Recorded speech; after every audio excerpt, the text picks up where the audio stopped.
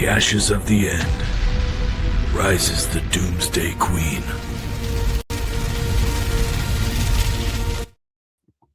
All right, you guys, welcome in, welcome in. Holy cow, there's a lot of you guys in here. All right, I just got back in town and I kind of took a little bit of a break. My daughter had sports activities way ahead of us and it has been crazy, and I have been catching up on everything that's been going on, you guys. Wow. Wow, and it is coming and it's not slowing down, not one tiny bit. Lurking while working. Welcome in. Welcome in. Everybody, make sure you hit that thumbs up. I want to apologize that I have not been on here in 4 days. I was in San Francisco, flew into California. Wow. Things that I've learned.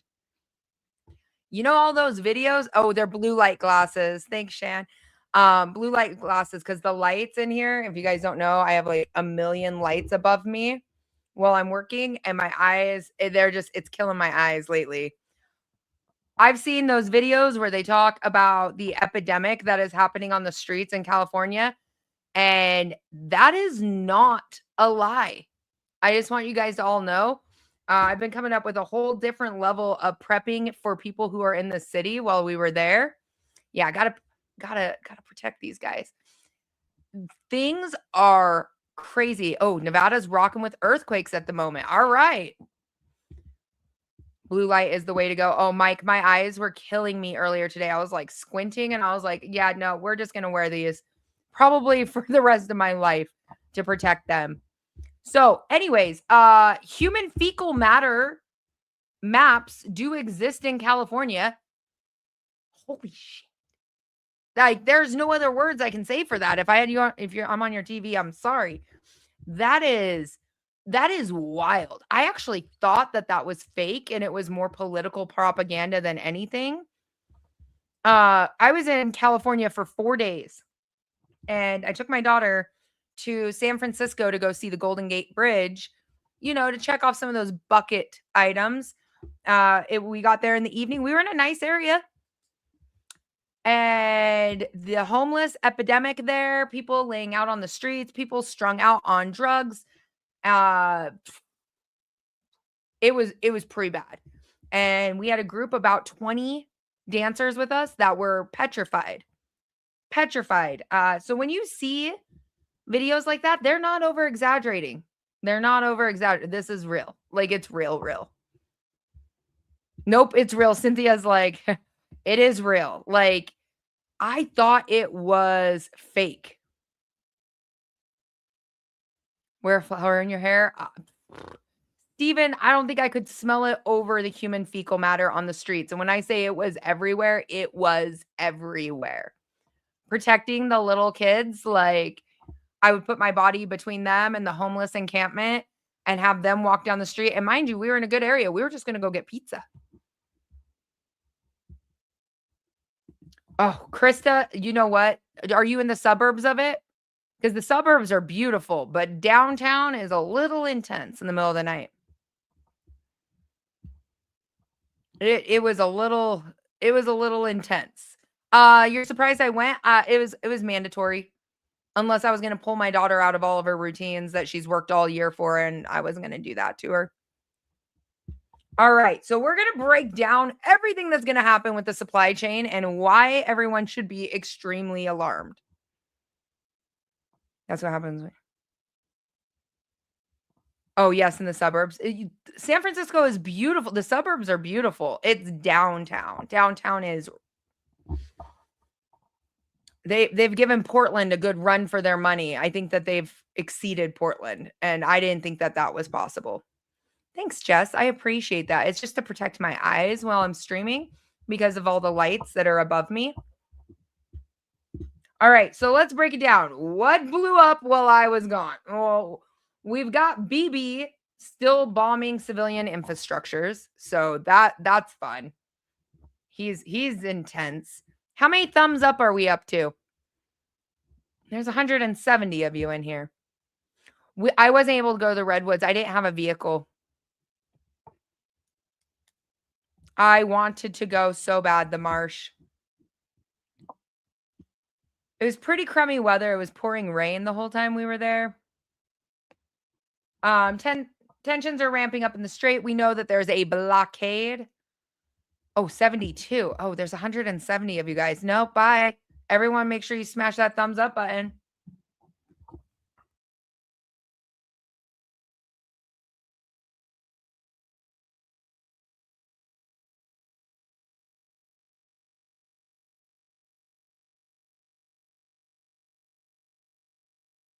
What are we up to? Have we hit over 100?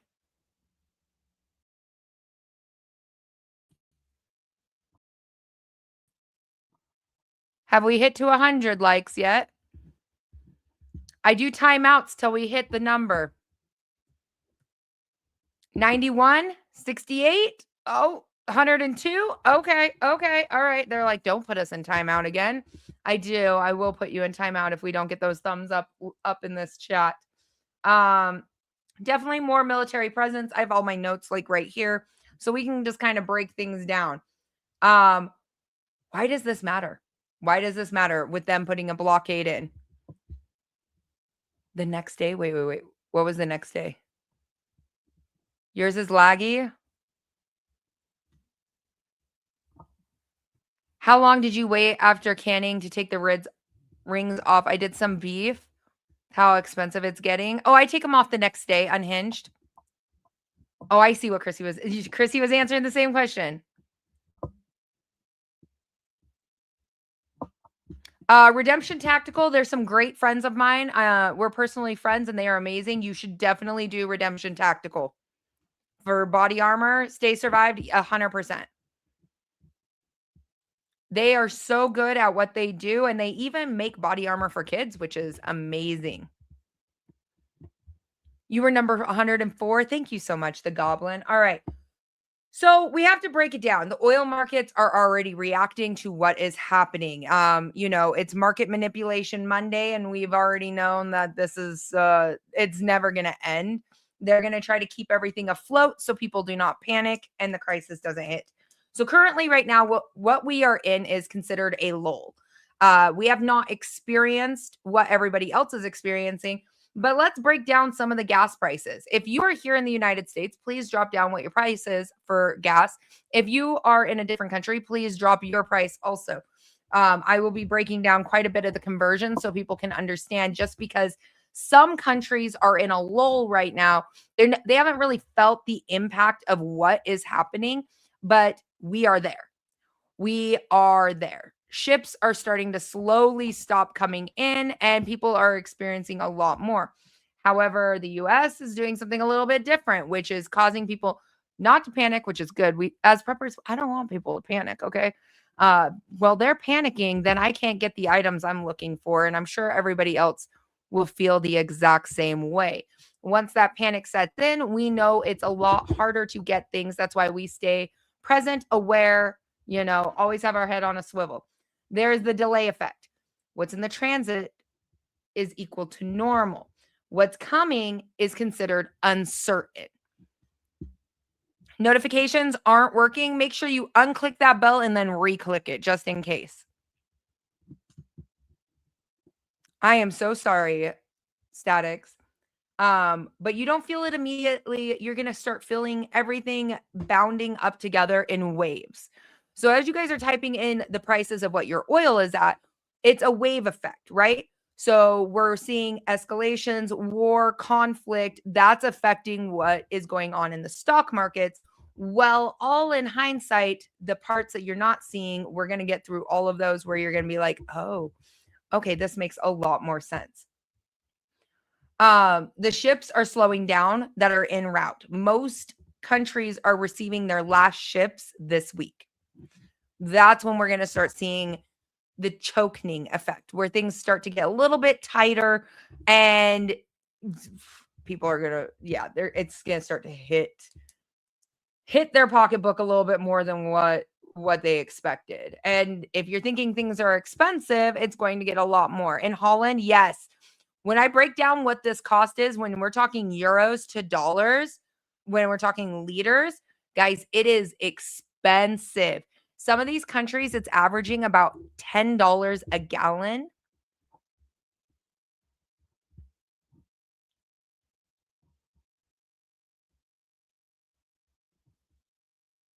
LNG from Qatar is a totally different matter. Yeah, liquid natural gas is it.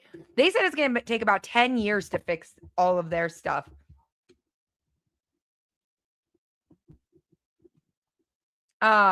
Shortages don't start on empty, they start slow. You know what I mean? They don't just start. So Italy already this week had cancellation of flights due to fueling issues.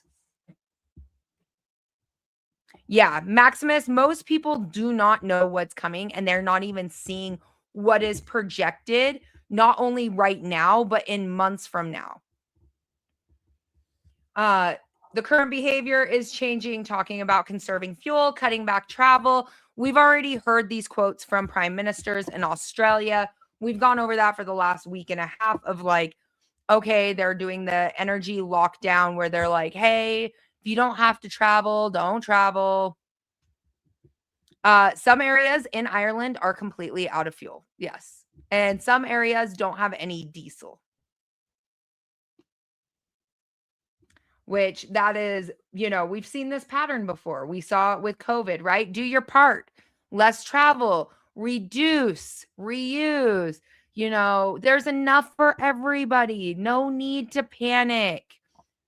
People don't see it, and we're going to keep breaking it down. I'm not saying panic. I'm just saying pay attention to what is going on. We know that there's now a blockade. Now, with that blockade, some people are like, ooh, this is genius. There's 120 empty tankers heading to the U.S. to refuel on fueling matters. But people still, once again, do not understand it's going to take 30 to 50 days to get to their destination, on top of how long it's going to take to get to their destination to fill. So you have all of this going on. So we're talking 60 days of uncertainty as that starts to build and build and build. I did take my JASE case. I just actually unpacked it.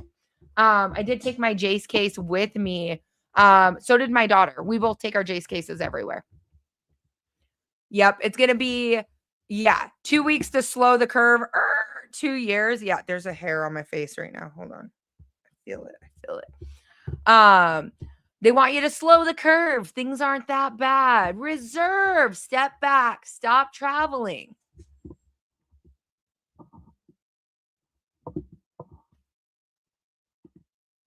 Somebody said, how do you have time to work, train, prep, garden, play on the internet for hours? Do you have access to more hours in the day that I'm not aware of? Well, I did 2 hours of a live earlier today. There's 24 hours in a day. I plan to do this live for an hour and a half like I always do. I film in batch content and then I edit throughout the night. I water my garden. I also have hydroponics and I automatically have some auto water systems. I work smarter, not harder. I check on my chickens. I work pretty dang hard. I feel like my life doesn't slow down. I haven't been on here in 4 days because life didn't slow down. But if you find a way, Sergeant Slack, to add more hours in the day, I would love that. And I don't play on the internet. This is my job full time. So I put everything as a priority, my children, my family, and I just knock things out as quickly and as fast as I can. And then I continue on and I just work hard. All right. But the parts that people don't get is the ones who are caught off guard currently right now. We know people are going to get caught off guard. Brian, thank you so much for putting it there. Yeah, prioritizing.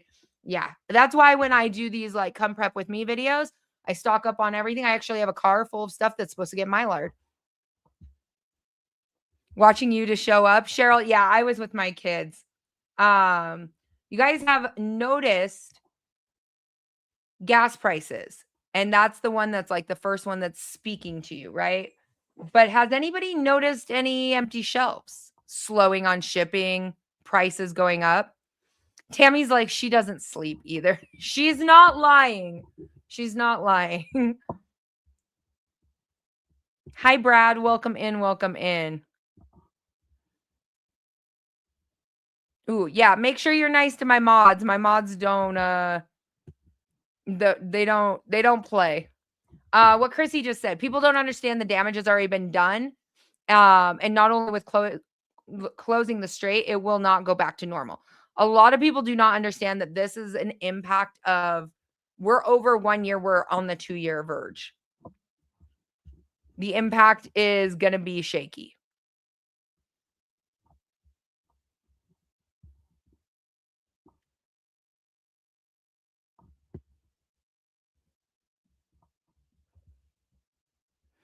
I've seen ammo going up in price. It's slow increments. I have been noticing quite a bit being out of stock. Storm radios, yeah, every day is like breaking news. It's never ending. Never ending. Um it's gonna get a little bit dicey. It's gonna get a little bit dicey, but let's break it down. So most states, California, it's around what, $5 to $6 a gallon. Here, it's about $4 a gallon in Utah. And it feels expensive, but we're actually just in the middle of it while everything starts to unpack globally. In Europe right now, the average is about $7 to $9 per gallon. $7 to $9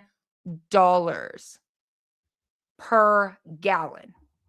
Because a lot of you guys don't understand the euros and then converting it to liters. There is areas that are completely out of fuel. Absolutely out of fuel.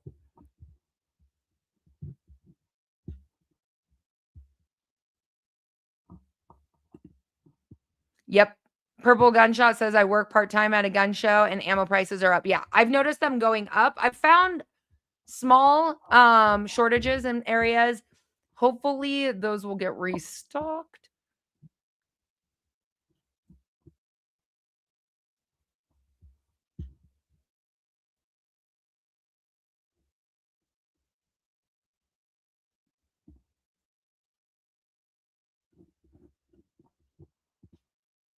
Just in time to lock us down for summer. I feel like that's probably going to happen. Unfortunately, why is it so high? Taxes, less domestic oil. Foreign countries are selling off their gold currently right now. If you're not keeping track of that, it's icky, guys. It is icky. I'm just going back through all of it. Now, the one that people should be really panicked on is, even though now Trump's like, hey, we're doing a blockade. If you need oil, come to the US. People don't understand how oil works. Now, I'm going to ask a question. There's like 300 of you guys in here. So, what price per barrel right now is what? $92 today? Is it $92 in the US? Some places overseas it got to 150 a barrel. Some 110, some 120. Now, those who are desperate, and I mean desperate for fuel, do you think that foreign countries are not going to outprice the bid for barrels of oil? Come to the US and get that, and then watch our prices go up further. Yes, Tricky, I am still married. You ask this every week. I am still married.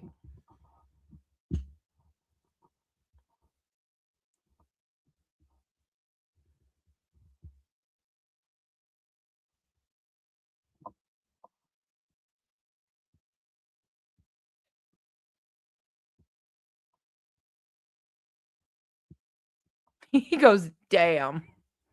It was a nice attempt. I give it to you. Your consistency is there. He's being respectful. It's actually an ongoing joke, Mike. He comes in and asks it all the time. It's pretty funny. So you don't think that our prices would go up as oil companies are starting to receive more?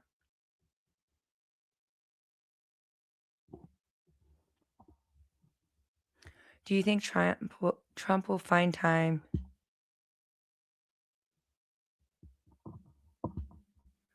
Oh, I don't know, Battlefield.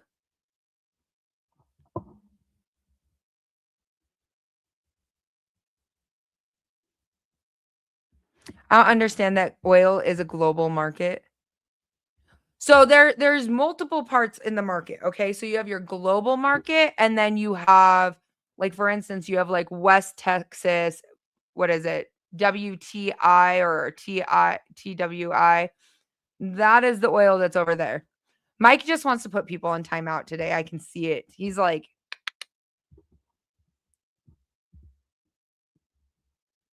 Australia's underwriting and paying more. Yes. Mike's over here. He's like, I just need a good mute. Ooh, that's a good one. Do you think other countries will try to steal tankers from us? Pause. I mean, we have a blockade like pirates right now in the Straits, so nothing's impossible in my book. Mm-hmm. Shove said it, supply and demand. Of course, our prices will go up. Now, let's break down the one that's going to impact quickly. And even if we're saying, oh, bring your tankers over, things are great. The U.S. is saying, come, join us for dinner. Join us for dinner. You can come here or Venezuela. It's fine. We've got this locked down.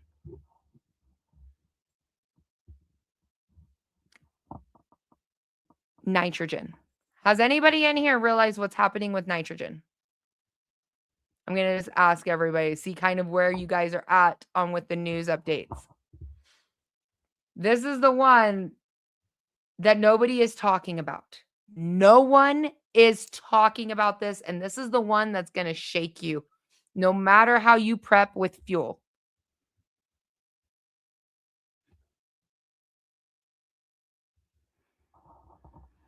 See, I've seen people talk about 20% of our oil, no, 20% of the world's oil from the Strait. And actually, technically, it's like 23.56%. There shouldn't be a reason. So when you have that, there's also another strait. It starts with an M, and I can't say the word, and I'm not gonna like make fun of myself and say it wrong. Both of those combined almost make up 50% of the world's oil. So yes, there is and you have to realize that all these shipping freighters and oil tankers travel about 10 to 15 knots, and it takes them a very long time to get there. So that is what the shortage is. So there is shortages that are already in place. Now, we're talking, if you're talking 23 point, what is it, 5.6 breakdown, and that's 2025's oil globally. When you talk about that being pulled back, which countries are going to increase? Transportation, we're talking, there's so much that goes into oil, so it's going to be quite a bit. Yeah. Yes. No, Ranger. It starts with an M. It's I can pull it up. What is the strait?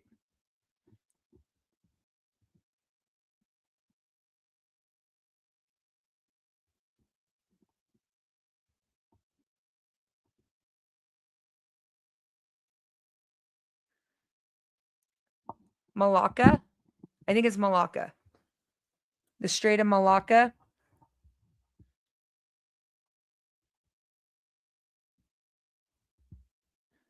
Tricky. It's actually when the tankers are full, they can only travel 10 to 15 knots. 10 to 15. Yeah. So those two straits combined are 50% of the world's oil. Those two together. Everything else is kind of a buffer. So when you're asking other countries to pick up the buffer, it's gonna get a little spicy. Okay. So nitrogen, we all know it helps grow food faster, grow stronger, higher yields.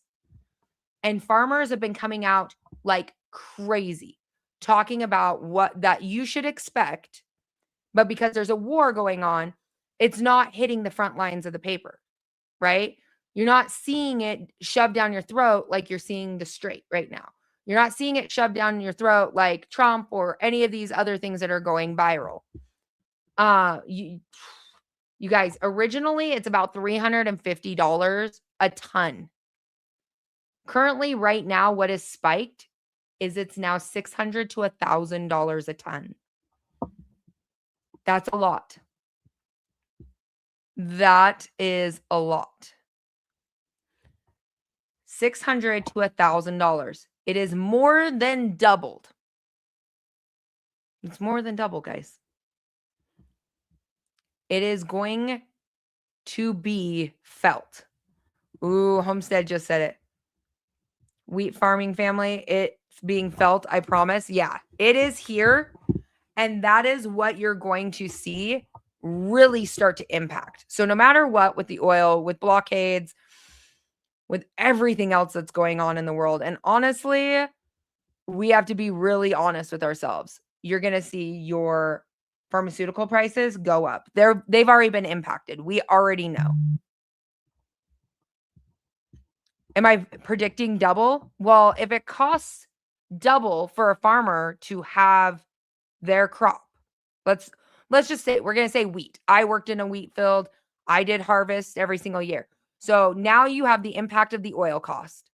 So running a combine, for me, for instance, when I used to work and run a combine, the diesel, the transportation, because you have to have a truck that's going to haul it off to the grain mill. Okay. So now you're paying double in fuel. Then you have nitrogen that is double, more than double. Yeah, you're going to feel it. You're going to feel it. There's no way in the world that you're not going to feel this. No way. It doesn't matter if they try to slap on everything's going to be okay. 30% of fertilizer. It's bad. It's bad. Some Asian countries have seen 37% increase in their fertilizer. Yeah, commercial farming is not going to be sustainable. Yep. Oh, that's the next one we're going to get. So you got to, a lot of people don't understand. What you should do now is stocking rice, beans, flour, corn, wheat. Those ones, those are the prices. Those are going to hit. Now, remember, everything that you make, most of that touches it in some way.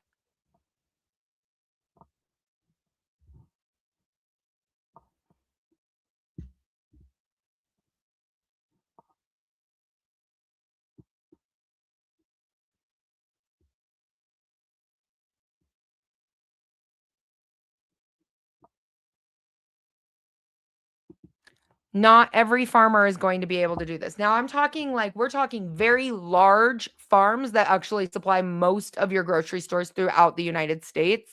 Their farmers have gone on the news like talking about this, like expect this cost to go up, guys. They're talking about it, but because you have war headlines and ceasefire headlines, people are not there. It's not going to make the front page.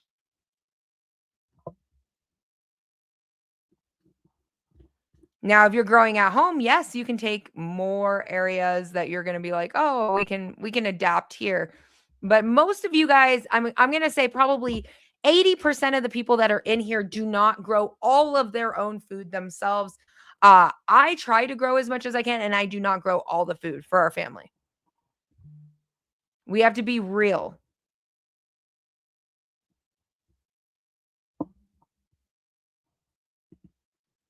Chrissy said it.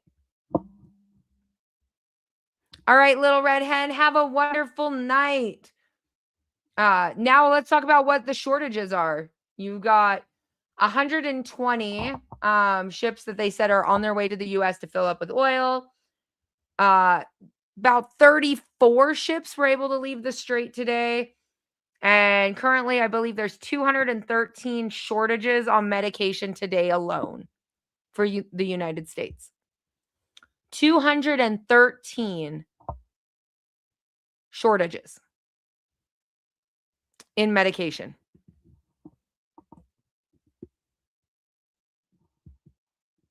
Nice, Cynthia.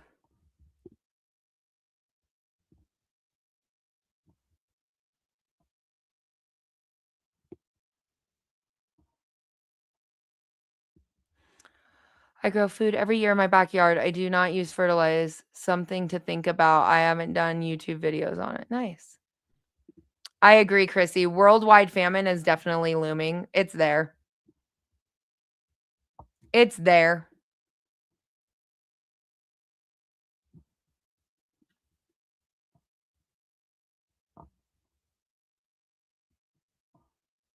It's there, unfortunately. I was told in the UK.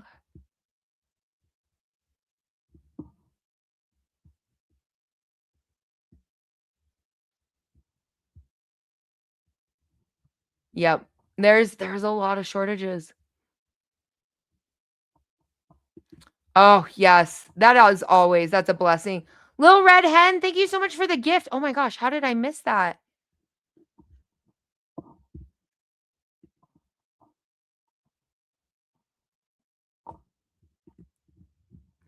Honey, oh, the hubby did get paid for his past due currently with the TSA, but had no idea when he will get paid again. Oh, the joy. Oh, geez. Yeah, TSA, and bless their hearts, because that was rough. Traveling, I couldn't even imagine.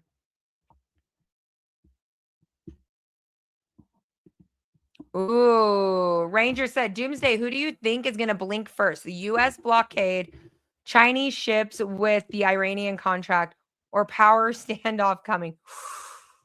That was a loaded question, Ranger. There's a lot there. Also, did you see that Russia's offering to go get the uranium out of Iran, and that they were going to convert the uranium for power for Iran? Did you guys see that? I was like, oh yeah, they weren't trying to do anything. Oh, very nice, Cheryl.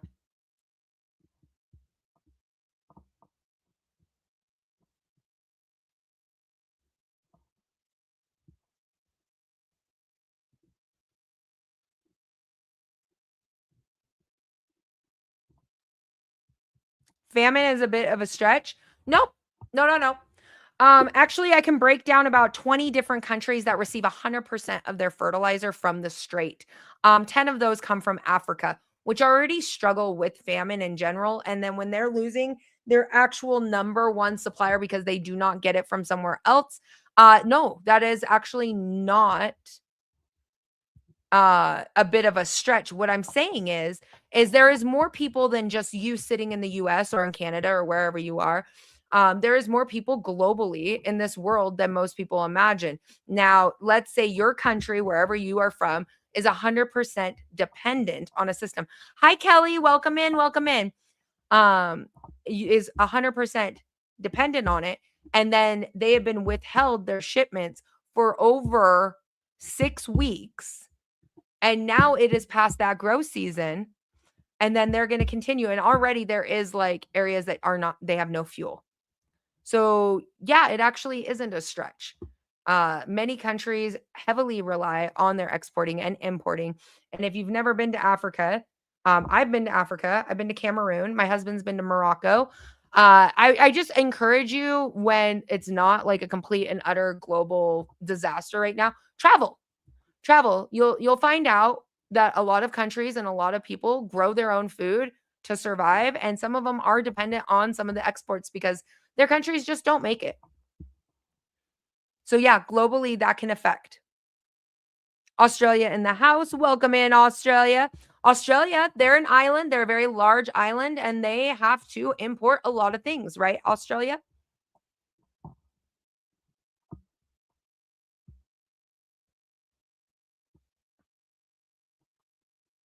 The US is very reliant or self-reliant in many aspects. At the same time, they're not also. They got very comfortable with paying less and importing.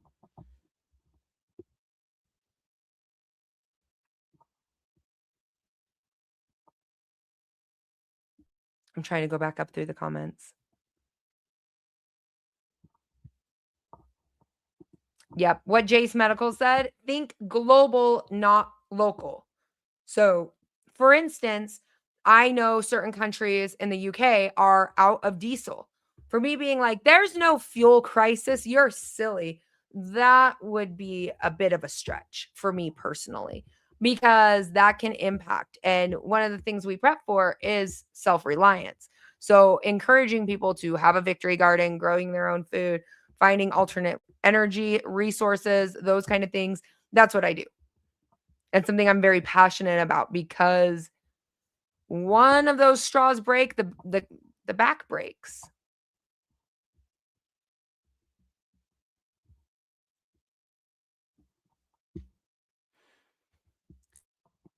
China is free to pass the strait. The US has a blockade. If Chinese can pass through, wouldn't that render the US block? Kind of.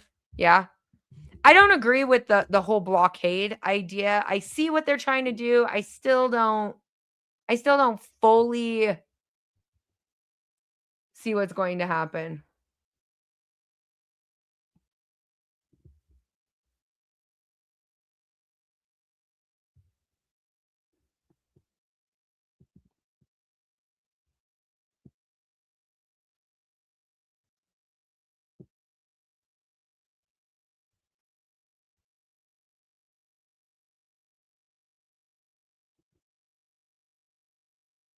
Huh? I just got your text.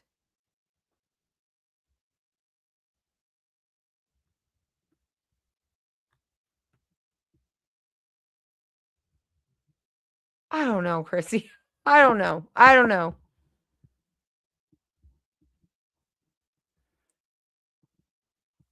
Ooh, have you started growing sugar beets yet? I just started learning on those ones. Just ran out of sugar, went to shop locally at your pantry. You had Mylar sugar prepping for the wind. Exactly. I don't even want to buy sugar at the store because of how expensive it's getting.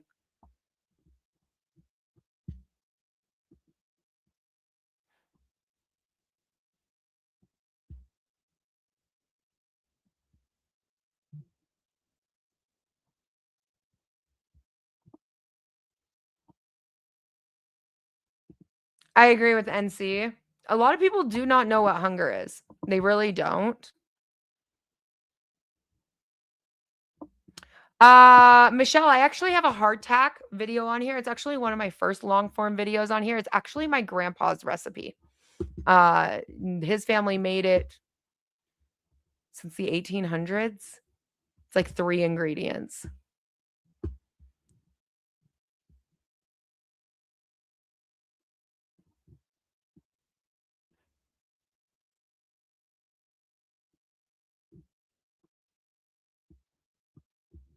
Argentina beef is a major import. That is true.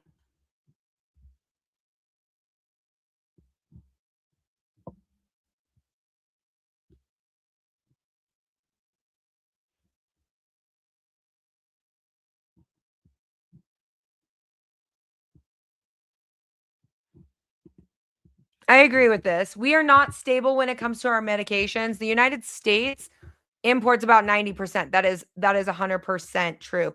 And with 213 shortages already in the US, that's kind of picking who's going to live and who's going to die. Some people are actually dependent on their medication.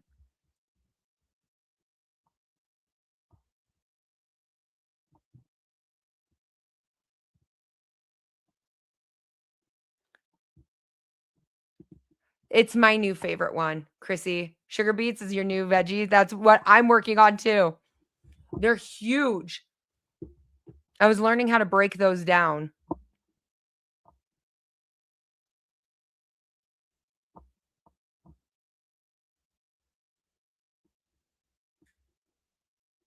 Converted Mercedes diesel to biofuel. It was quite the process, took a lot of work. I can't even imagine the upkeep with that. Yeah, the price of beef is going to continue to go up.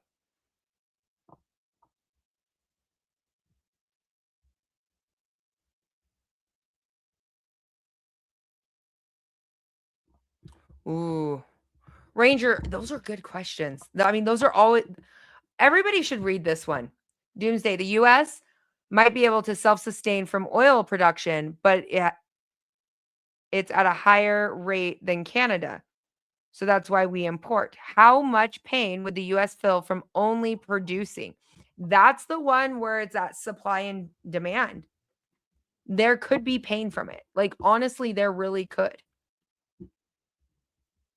I have 2 friends that own their own oil companies, and they've even said they were like, "I don't have enough men to do this. I don't have enough transport. I don't have enough."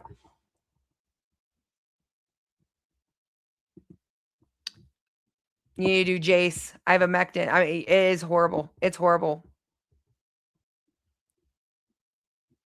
Mommy Aid, maybe I'll do a video on all the medications that are gonna be in a shortage.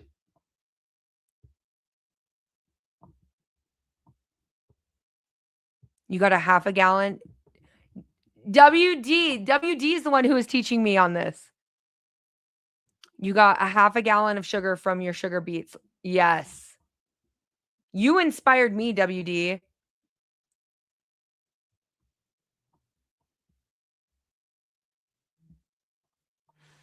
We don't tap it. We don't import. We actually do have quite a bit of oil, and it doesn't all go to our reserves.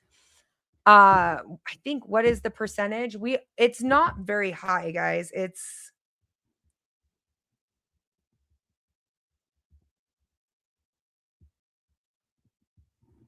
not horrific. I think it's like 6.2 to 6.6 million barrels per day of crude oil, like 2024, 2025. A lot of it we buy off of Canada, but we also have our own too. And also, weird thought, Canada also buys our oil too. Like, we kind of like do a swap.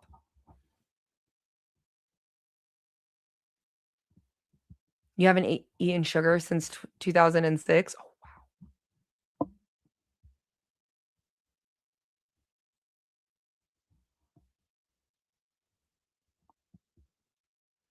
Yeah, you got to do a Jace case.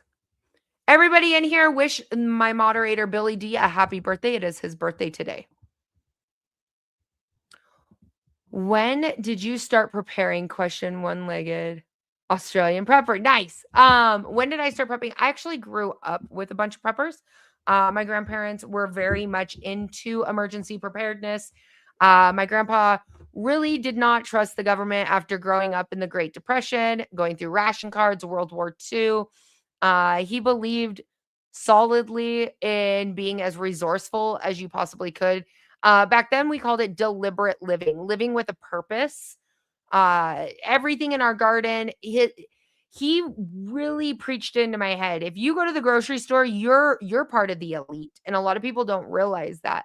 So we would grow as much as we could and preserve as much as we could. And I learned to eat seasonally growing up, and I've continued to eat seasonally. However, the hydroponics, that's going to change things a lot for me. A lot.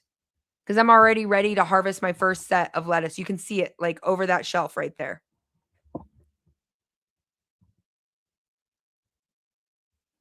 Yep, Annie G. Yep, people with diabetes, you need extra antibiotics. Yep, you're more prone to infection.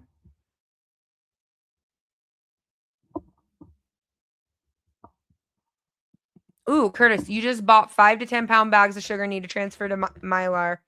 Yep, just pour it in. No oxygen absorbers needed. Seal it up, zip it, date it. You're good to go. It's not going to go bad. The long, dark winter. That quote always gets me laughing.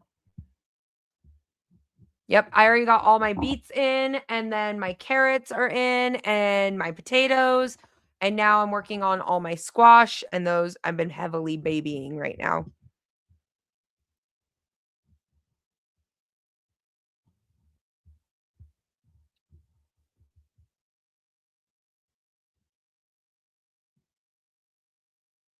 Where you live, the soil is dead and can't grow weeds? Really?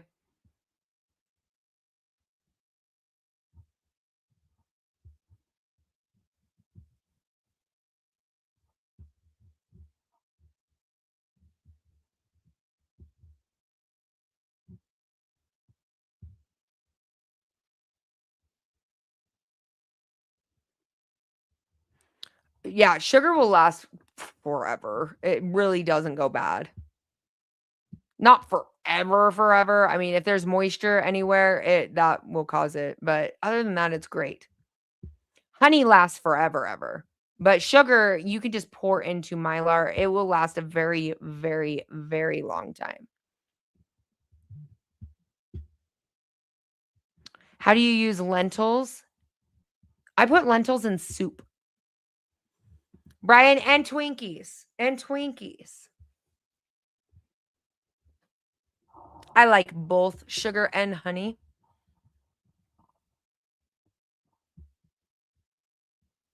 Previous question. I'm trying to go back up. There's a lot of questions. Hold on. I'm so sorry.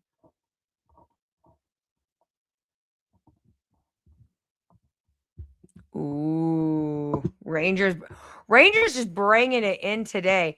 Doomsday, do you think all the draft talk is prompt or fluff? Okay, so first of all, the draft has always been there. But right now they've moved it to automatic registration instead of, hey, make sure you register. The automatic registering,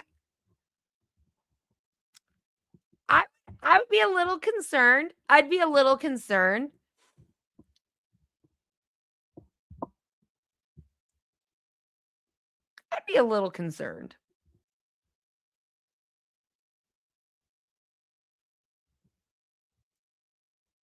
Ooh, I love that butternut. 15 quarts of elk stew, 5 pints of pickled eggs.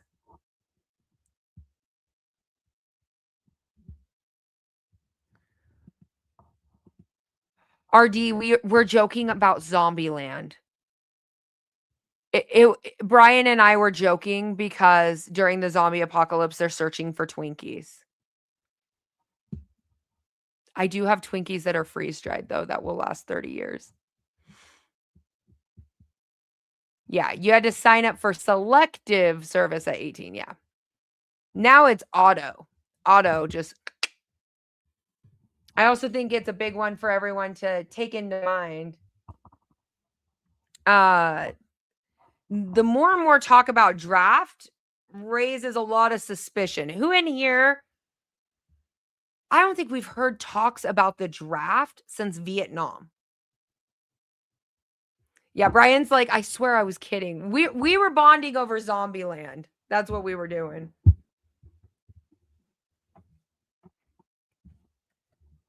I do have a harvest right. The draft age, I think, what is it, 18 to 25? Isn't that what the draft is? But then they extended the re-enlistment age to what, 42 or 44? What is the re-enlistment age? No Filters like, I love Zombieland.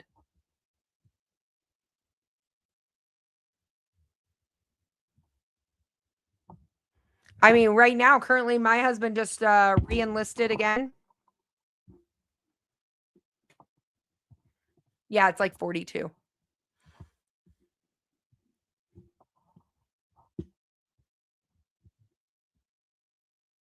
Yeah.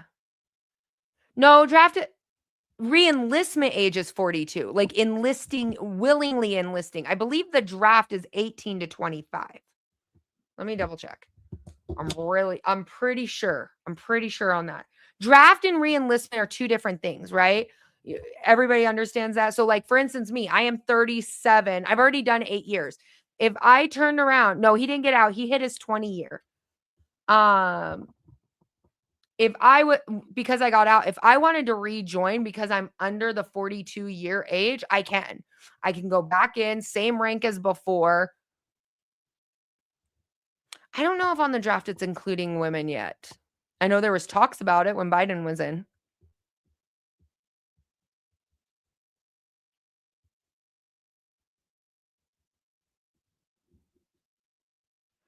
Jeremy, I appreciate that, but I am way older than that, like 11 years older than that.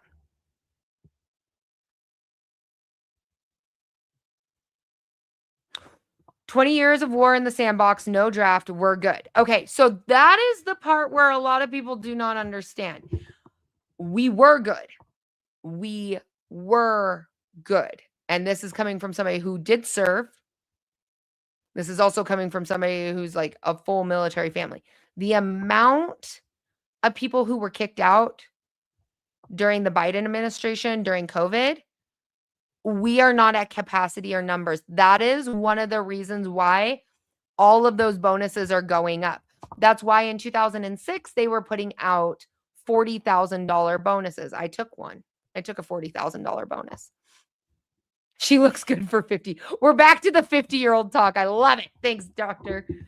Blitz. He's like, not a day over 50. But a lot of people don't realize that. They will put in incentives to avoid a draft. They will put in incentives because we kicked out so many people, and a lot of people don't realize that. You're dealing with a lot of people who've never even had a deployment. A lot of people. We had multiple first sergeants have to leave, and they ended their contracts. They were done after what happened during that era. And same with staff sergeants, regular sergeants. My goodness. I've never seen so many promotions happen immediately afterwards because they were just trying to fill slots.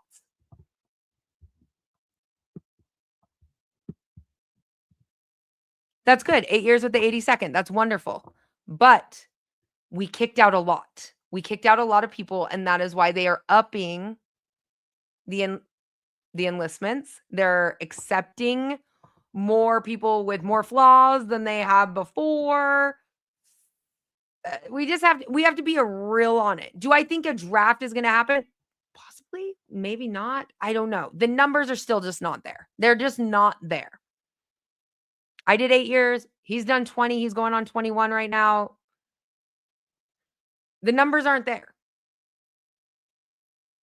But I don't see a draft like happening like this. I see them upping bonuses to $30,000, $40,000 and being like, hey, do you guys want to join so that they don't do a draft?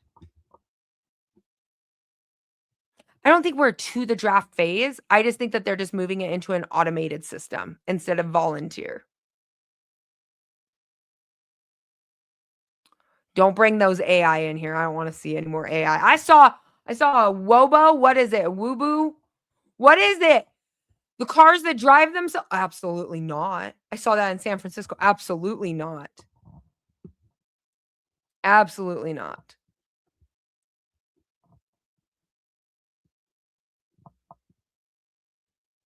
We'll celebrate 250 years. Waymo. Thank you. I said a woo-boo. A woo-boo.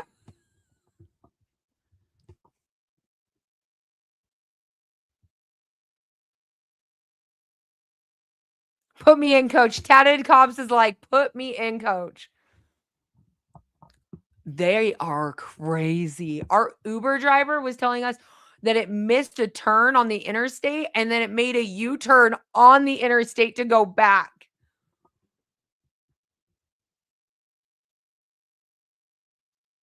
Greater, not a city. I am not a city person. I was like, what is that? And they're like, it's a car that drives itself. Do you want to ride in it? And I was like, no, show me that woo-boo. They were like, do you want to ride in this car? I was like, no, I'm good. They're like, it will be so much fun. I was like, no, I'm really solid. Robot cars, I'm good. I'm good. I think I saw this in Terminator and that one really old show when all the lawnmowers were running over people. I'm good. I'm good. I'm not getting in there. Skynet is listening. Woo-boos. It's a Waymo. I'm going to learn the name. I just like AI with it. But do I think that there's going to be a draft right off? No. Is it always a possibility? Yes. Do I know that the numbers got really, yeah. But also, do I think that the military should be stricter on who they're accepting in? Yeah. Yeah. They were pretty soft.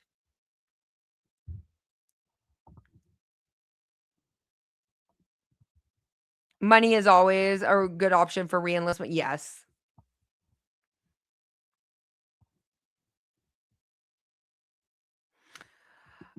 Can I ask this question without everyone getting super emotional? I like it, Outlaw. Do we think Trump is just trolling like 50% of the time? I'm asking for a friend. Like, sometimes I'm like, is he being serious or is he just trolling for a response?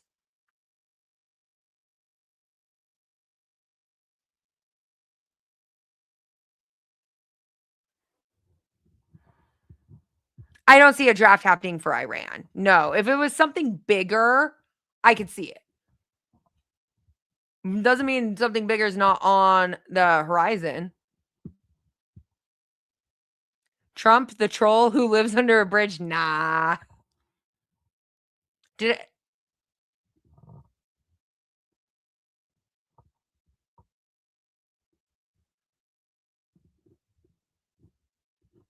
did everyone see the picture of Trump pretending to be the Pope but look like Jesus? I feel like I missed a lot of things going on.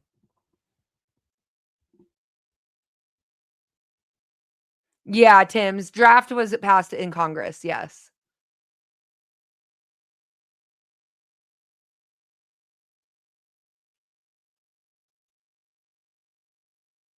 He was pretending to be a doctor. I can't with some of the photos I got, like, tell me somebody saw that, right? When I saw that today, I was like, really? Really? Really?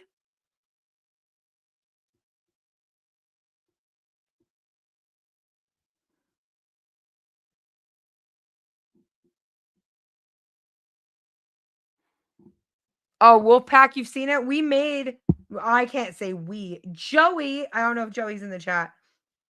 Joey made my own Lego so that we can run it through AI. So we have our own Lego, so we can make our own Lego videos. Hopefully we don't get taken down. Inappropriate, I agree. Oh, it was very inappropriate, Kelly. I agree.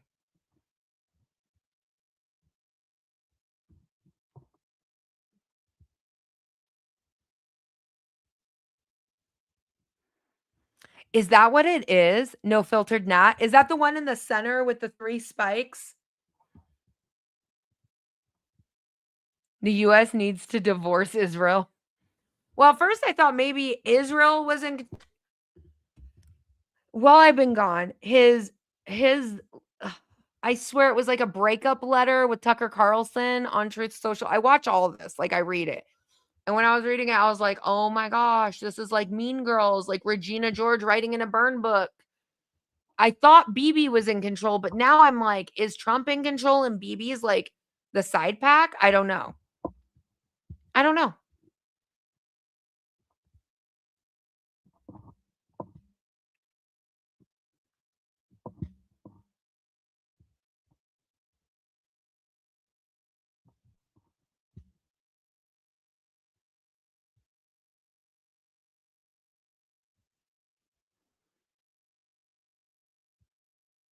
I think Israel is very dangerous.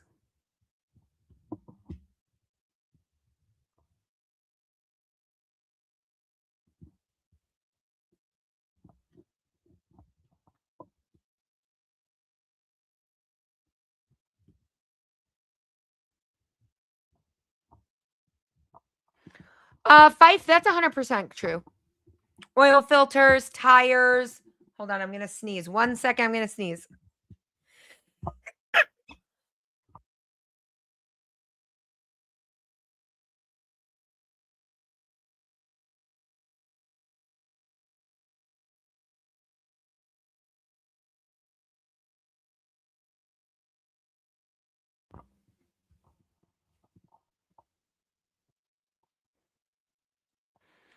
Jace says, "Oh, Joey, make the Jace case a Lego accessory." Oh my goodness. That would be hilarious.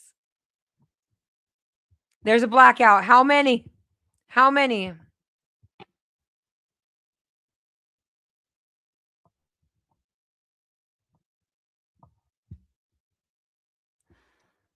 Oh, I think they underestimated Iran completely.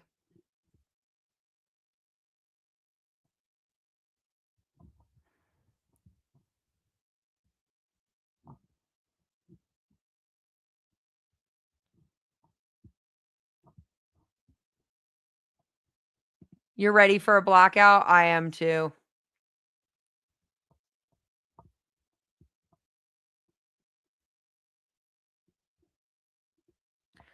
Thank you, Victoria, for the blesses.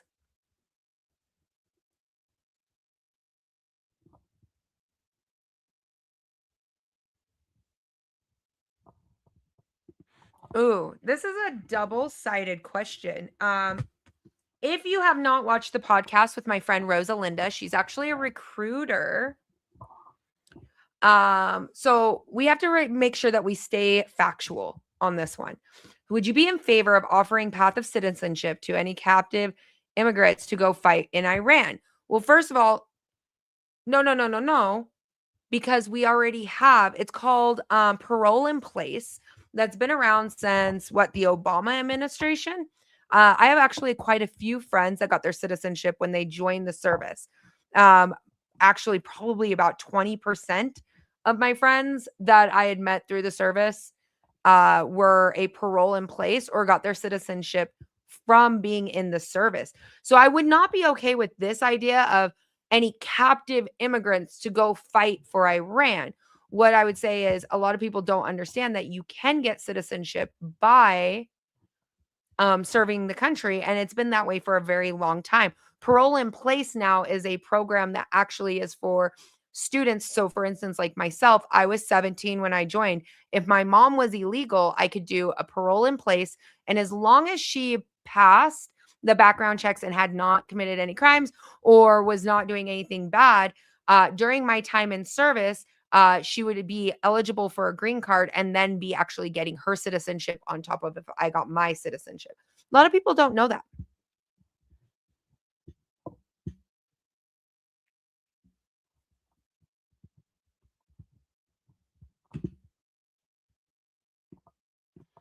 I feel like that's like a part that many people don't know. Oh no, what? Oh, he just dropped a new video while I'm always on live. That's funny. That's because he's probably going over the news too. I mean, there's a lot to digest.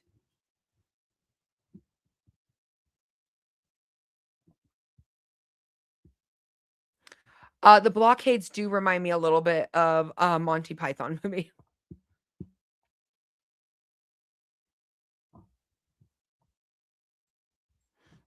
There's a whole episode on it because my friend Rosalinda, because she talked about it openly, she was called a racist.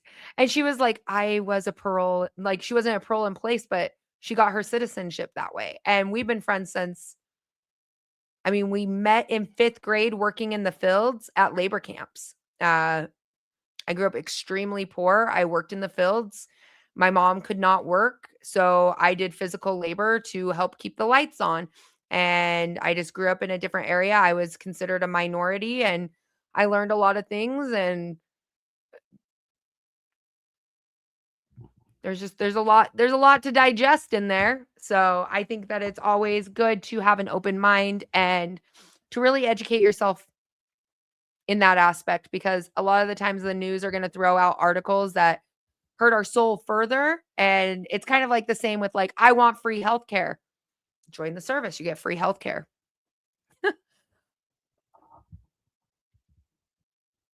I've had a lot of people come after me once before. Well, not come at, but like they voice their concerns and they say things and they don't realize where it hits, because when you come from nothing, and I mean absolutely nothing, there wasn't a dime to my name and there wasn't a dime to my mom's name or my grandparents' name.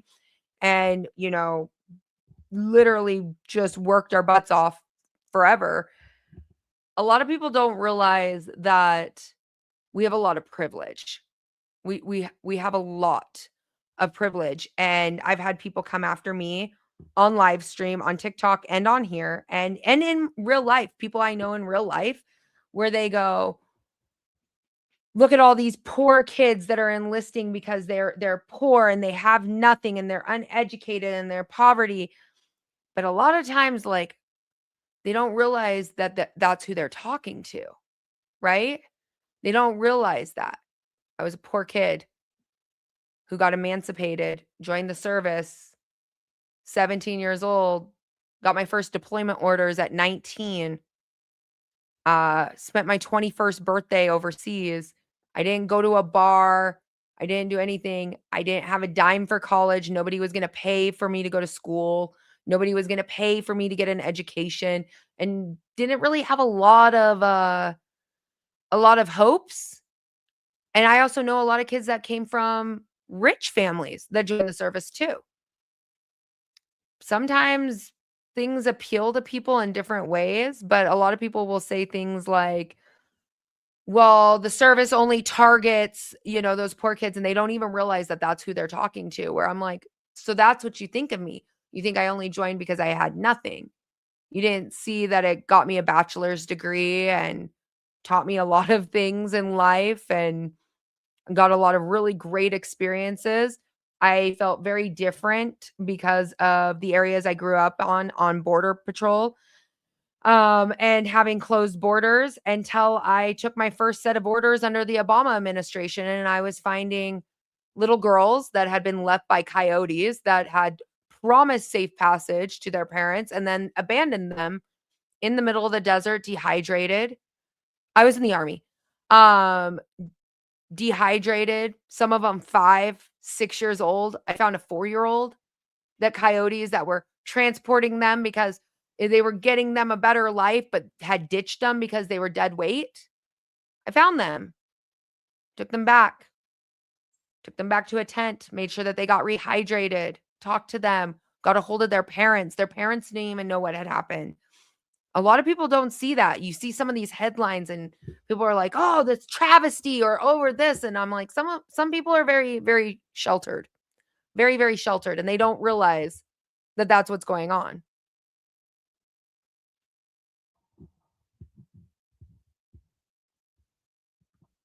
Something tells me Mike's got an itchy trigger finger tonight. He's over there like,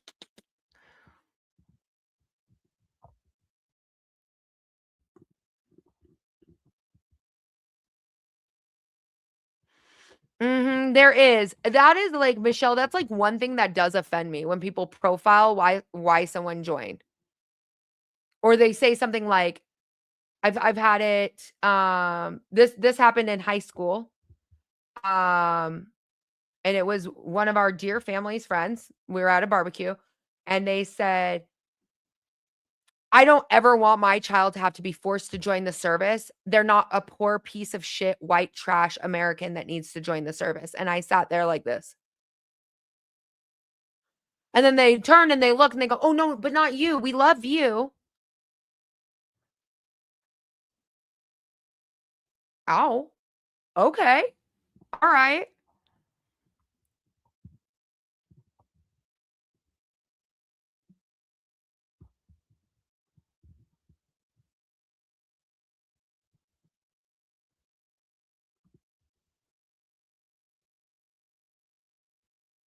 Oh, I missed it. What was the first mute?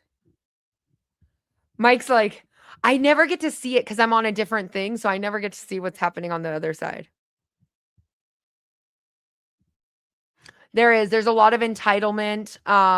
That's one of those reasons why I'm like, prepping, I don't discriminate in it, right? We all come from different backgrounds. Everyone starts at 0 and they all build up. And I think that that's something that no matter how rich or how poor you are, that you can prep. And that's one of the reasons why I do like the Dollar Tree ones, the Walmart ones, this, that.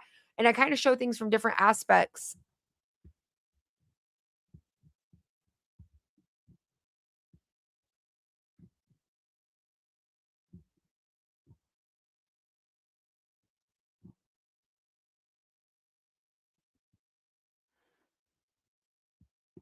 Exactly, Michelle. Exactly. I mean, I went on to school. I mean, I didn't have anything. I'll tell you exactly what. I really wasn't going anywhere in life. I didn't have like I had been accepted into college, but I had no money. I needed tuition, so I joined the service because they said, "We'll pay for your school." And I said, "Take me. I'll do whatever I got to do." Got emancipated, joined 17 years old, left for basic training at 17. I graduated at 17 years old. Came back, did a year of community college, got accepted into a university, got deployed, came back, went to a university, majored in biology, was pre-med, got accepted at the University of Washington for the School of Medicine, and found out I was pregnant with my oldest and decided I wanted to be a mom because I really didn't have a mom growing up and that was my number one priority. And so that's one thing that really just resonated with me is a lot of people don't realize like they judge a book by a cover or they judge them by a financial aspect. And if that's one thing we can do in our prepping community itself is like not judge each other on that level, just realize every one of you guys started at ground zero. None of you guys started with a bunker. None of us started with being able to grow and produce our own food by ourselves. We had to learn from somebody. Ooh, Unhinged said, I finally got my boss to start prepping. I love that.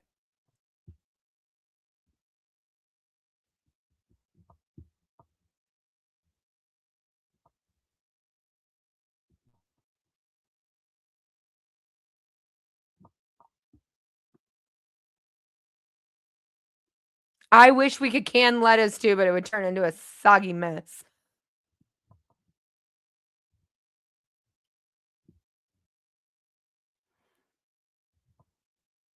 Where we live, the weather dictates that we must prep. Ooh, where do you live, Bit, if you don't mind me asking? Storms, I think he got muted.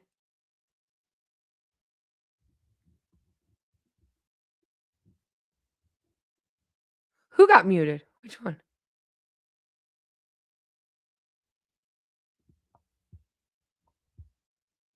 Ooh, what did Steve say? Since I missed the mutes, it's kind of delayed for me. You went to the School of Hard Knocks.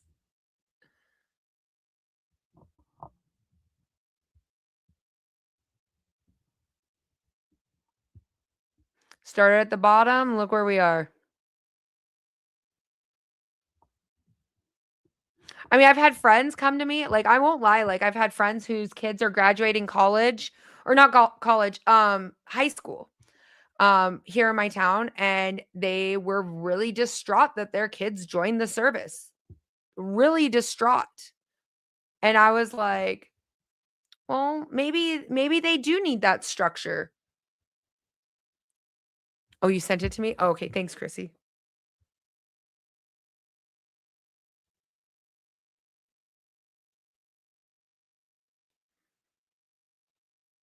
Oh.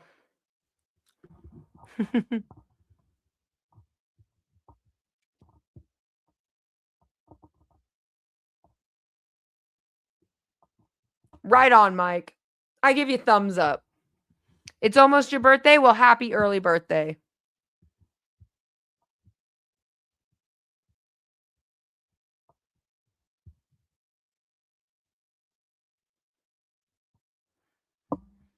No, you joined the military and now you get a scholarship program.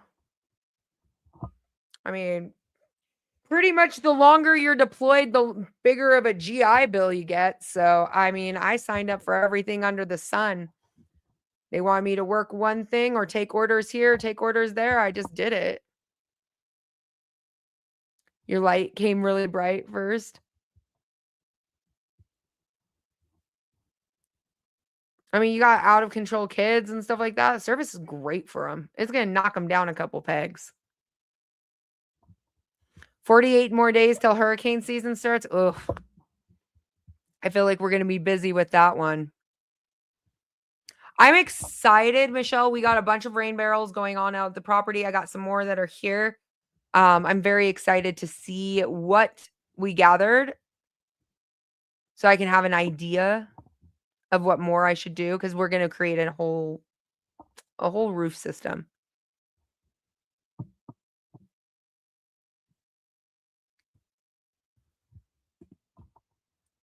Thank you for your service. Yeah, war is it for it is. Service can break a person. Yes and no. Yes and no. Depends on what we're talking breaking. If we're talking PTSD, the trauma when you come back home, yes, that can break a person. I will I'm so sorry. I'm gonna sound like a jerk. For the ones that come out of AIT, like, their feelings are hurt, which I saw on a regular basis, like, that was my job, is to get people squared away when they came to Fort Lewis, and somebody would lose their weapon at the range, and I would lose my ever-loving mind on someone. Those people are just soft and they just need to be molded into something a little bit stronger. A little bit stronger. But some people on the breaking, some people can't break their habits. Unfortunately, that is one area. Yeah, it definitely isn't for everybody. I think that I've seen more people like test positive for drugs and get kicked out because they can't leave the life that they once were a part of. And when you go in, you kind of got to go head in. And a lot of people can't do that. Your friends at home may be the ones who try to get you in trouble. They may be the ones who try to make you break an oath. They may be the ones that get you written up or want you out partying and then you miss formation, or that there's consequences and it's hard and there's not times to be soft in it. That I really struggled with.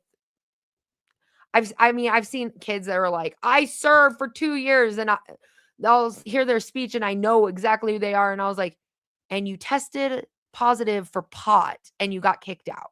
I remember that. I gave you a UA. It was not good.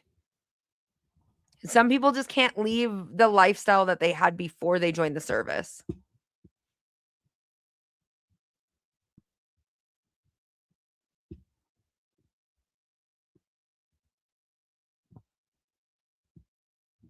Yeah, PTSD, that one's a brutal one. That's the one that breaks people. That's the one where I sympathize a lot.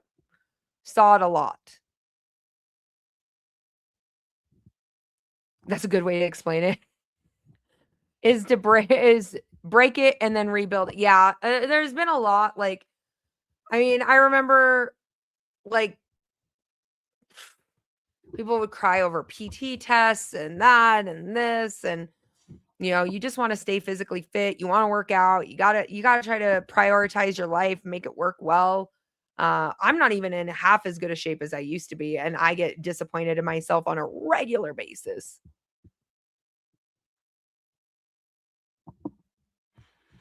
But I don't think that they're gonna have a draft right away. Maybe, I don't know. Who knows? Ceasefire could end, and it could be total chaos. I don't know. It's been an interesting year.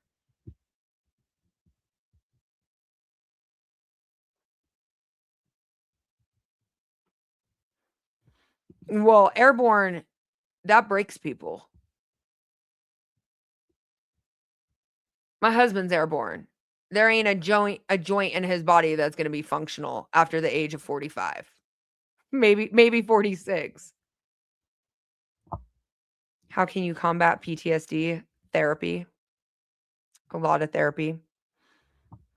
It will never go away. It's always there. For instance, for us, right? In May, you won't see me live at the end of the month. That is the anniversary of my best friend. It's not good for me to be around people. I don't enjoy it. I don't, you know, it's a day that I definitely mourn. But I choose to celebrate the wonderful life that he had. And we've lost a lot of friends throughout time, and PTSD is a hard one. It is a hard one depending on the person. Some people shut down, some people don't talk about it. I've been in PTSD therapy for 15 years. I've done group therapies, those kind of things where it's true about the joints. People have no idea. Oh yeah, no, there's nothing left. There's not a thing. It's hard because you can't rationalize one person's trauma into one circle. Everyone has different experiences. I have different experiences than Bit. We all have different things. And so one of the big things I always encourage is, uh advocate, find a support system. We've lost people, to suicide. Most of our troop either lost their families or marriages due to PTSD, went to substance abuse. Amazing soldiers that had a very, very strong career ahead of them fell into addictions. They teach you to go, but they don't teach you to come home.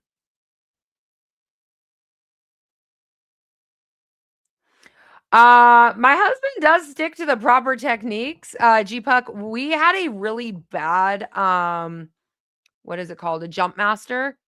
And he cleared for a bunch of soldiers to be able to jump, and the winds were awful.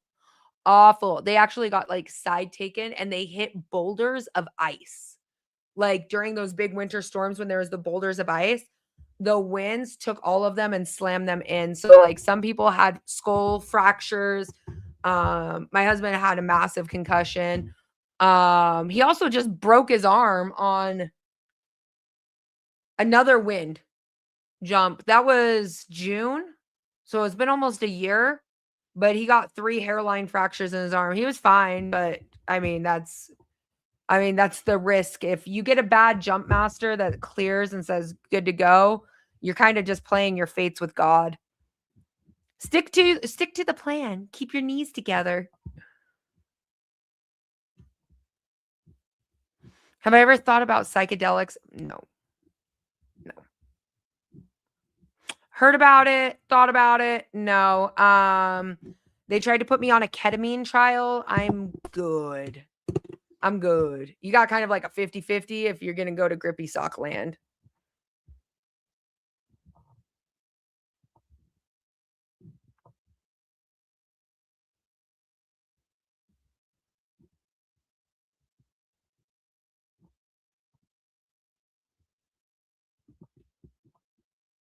Oh, I agree. So those are some of the support groups. So I used to work with a VA coalition, not the VA, not the one that screws you over, but a private coalition and host. And man, they were rough on Vietnam. They were rough. That was the first time one of the soldiers that I absolutely loved, I won't say their name. We were hosting a group and he was just going through it, man. He was just going through it. He was going through he saw some shit. He was just going through it. And somebody touched him, like patted him on the back. And I was sitting across from him and he launched out of his seat and he caught me by my neck and slammed me into a wall. Mind you, I was like 115 pounds. I'm 5 foot. Slammed me into the thing. And then we locked eyes and he was like, Crystal, I'm so sorry. And I was like, it's okay. It's okay. It's okay. It's okay. It's okay. We're fine. We're fine. We're fine. And somebody had called 911 and I was like, don't call 911. Like, we're okay. We're okay. You know, they've gone through some things. They've gone through some things. So don't ever judge somebody else's trauma.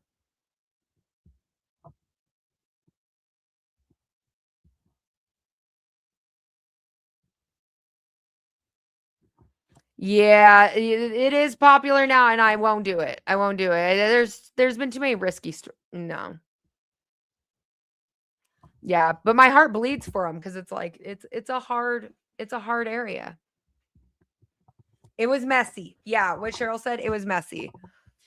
But these were also people who were during the, I mean, if you guys don't know, like they went through it was pretty rough for them to get treatment, especially in the 2000s, the early 2000s.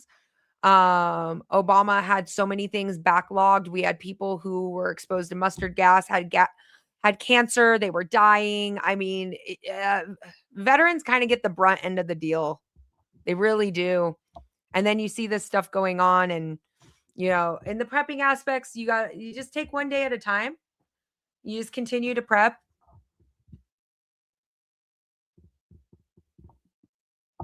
You just continue to prep and be patient. Be patient with yourselves.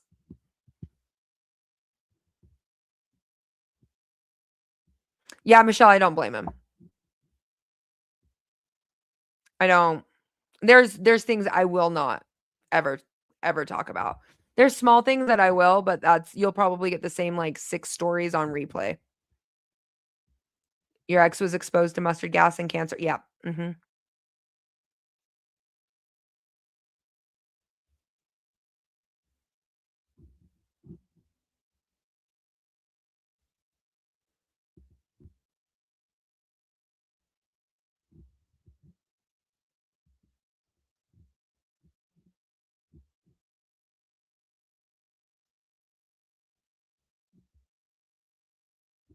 Oh, yeah. And then they treat you bad. Well, did you see what the government just tried to do? What Trump tried to do? Well, his administration, where they were like, well, if your meds are working, we'll cut your disability down. And I was like, oh, so you already don't treat them well, but now you're going to give them a choice. Take your meds and not get your disability, or not take your meds and get your disability. They were about to raw dog a bunch of PTSD. I really think that's why they backtracked and they were like, never mind, due to all the things, whatever they posted on X. And I was like, somebody was scared for their lives. I would have been.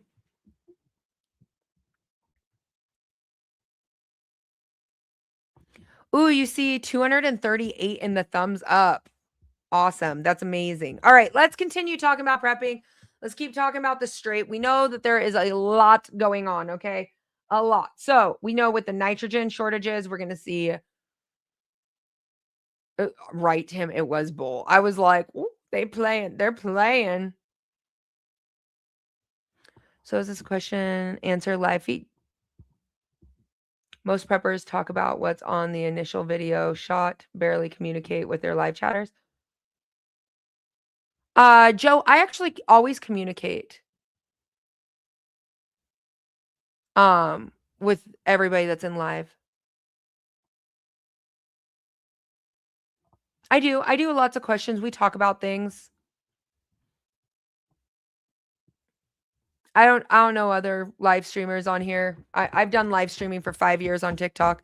So I think it's a good way to actually, but what?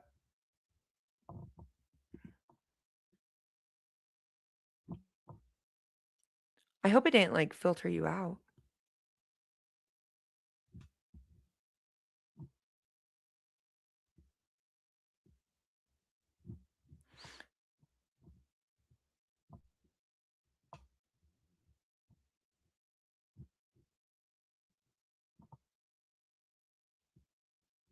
Yes, there is about 120 ships that are coming to the US. I don't know if I have, Tim. I'll have to go look in my bookcase. Wait, what did Joe Blow say? Don't mute him. What did he say?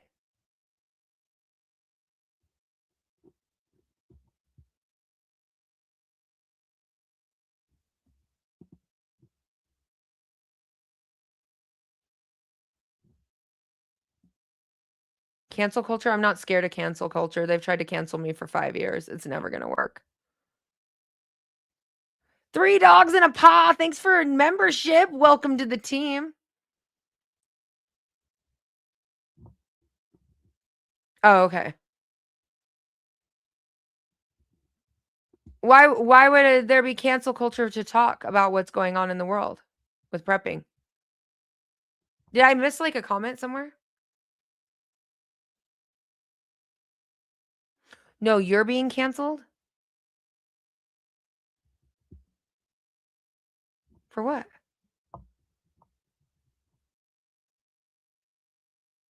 Ooh, $4.19 for gas.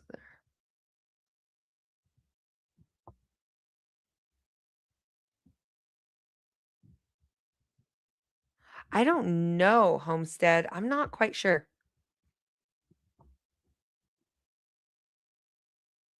Sorry, an hour and a half, and you just got notified on it? No way. You guys, unclick that bell notification and re-click it.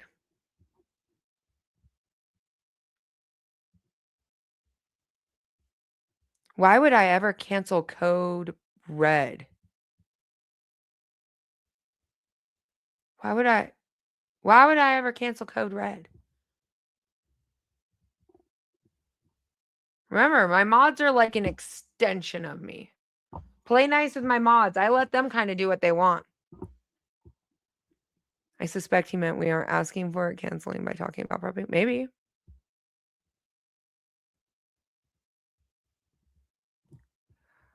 Yeah, I just saw that one. Are we finding out the Kimberly Clark warehouse Besides TP made medical supplies too? Possibility.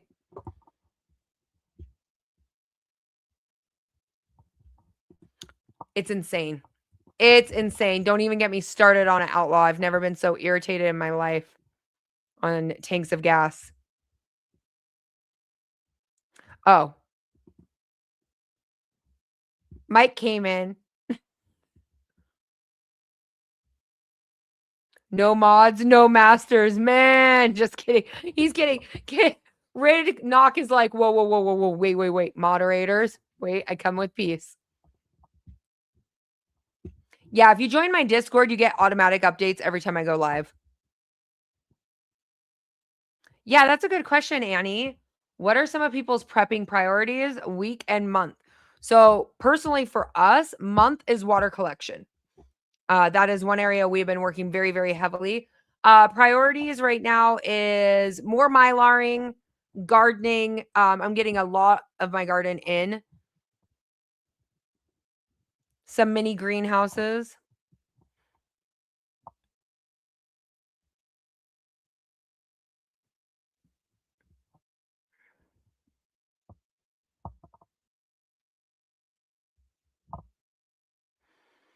Mods are those who need to join a union at work. No, my mods have anger issues, and I let them take it out on the chat.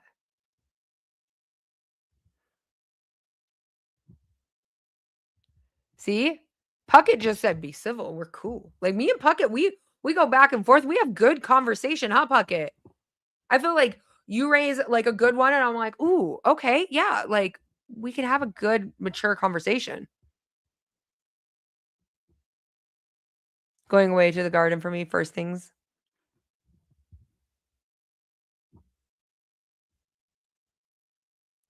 Ooh, water, canned chicken. You're good for at least 2 years, been prepping for 20 years. I love it. I love. So right now, 3 dogs, we're working on the property. So we have this area, our current home, but then we have an off-grid property. And so now working that one, trying to get that one for 5 years. It's kind of like a whole new pet project, and I'm really loving it.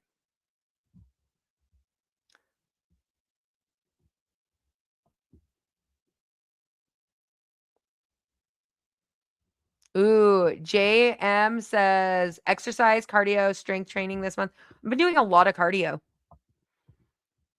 I'm trying to get back to running 5 miles a day. That was like my easy workouts, and I've been slacking. Can I run 5 miles a day? Yes. Are my times as good as they used to be? No. No. Do I have a root cellar? We are building one on the property, Tim. So right now you are actually in my basement. This is actually considered our cold storage room. So all of the walls that are in here, let me kind of turn you guys a little bit. Maybe you don't want to see it. Maybe not. Maybe, we'll move out. So all of these walls behind me have, they're all cement.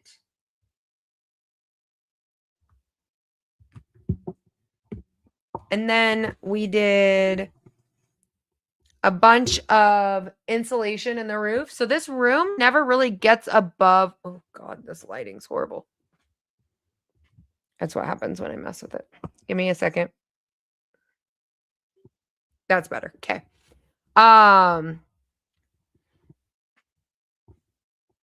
It keeps the temperature really low in here. So we sit about 65 degrees. That's why sometimes you guys see me with a blanket on or a sweatshirt on when I'm down here. It stays pretty cold, but it's not cold enough what I would consider a root cellar all year round. And so that's one of the reasons we actually are trying to dig one out on the property in one of the hills.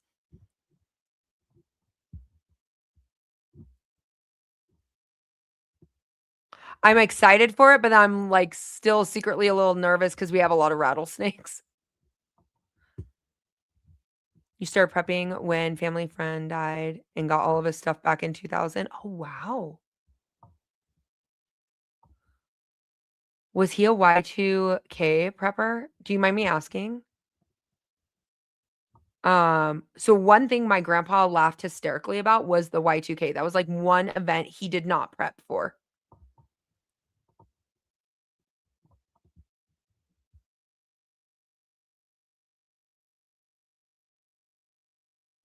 Jack, have a wonderful night. I'm going to try to do an earlier live tomorrow.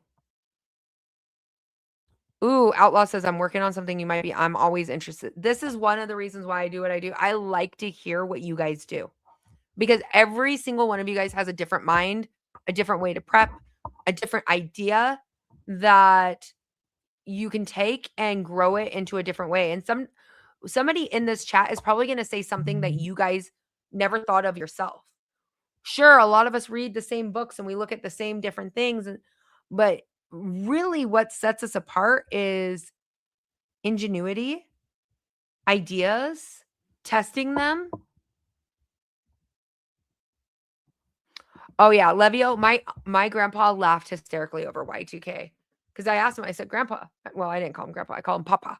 Papa, what do you think about the Y2K? And he was like, I don't even store my money in the banks. I don't care.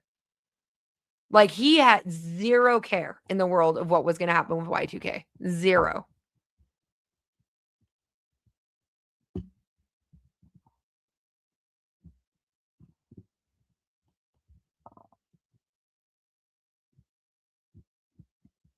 Okay, Thomas said rattlesnakes. We had a root cellar, carrots, potatoes. I'm starting this year to store potatoes in sand. I saw the idea and I was like, I want to do that. My grandma kept a bin of dirt, but I've never done sand.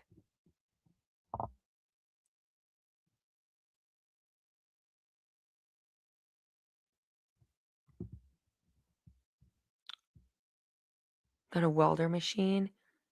EMP proof made to protect. Ooh, okay. I'm liking where you're going with this. You missed me?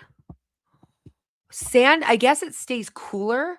Rob, I know it's so strange. There's a gal and she stores her carrots and potatoes in sand. And it's like almost like a sandbox. And it stays cooler. They're dirty. I never thought of sand. According to her, they don't. And I've been watching her for like 2 years. Just me. That is one. It costs quite a bit of money. Both my dogs have gone through training sessions, but now we want to do the rattlesnake avoidance training, because it teaches them to stay away from their smell. Your grandma used the sand trick. I never used. My grandma had a bin. It was like a giant vegetable box, and she just put 2x4. Well, I was like 1x4, around on it, and she had dirt in it. But I'd never seen sand. So I was like, okay, I'm gonna try it. Let's test this out.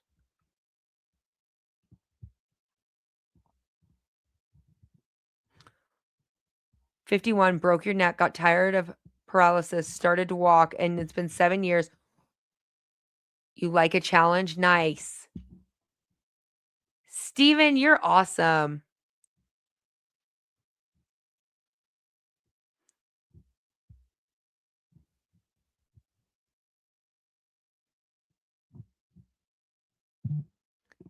Yeah, I heard it works with rutabagas and all kinds of things.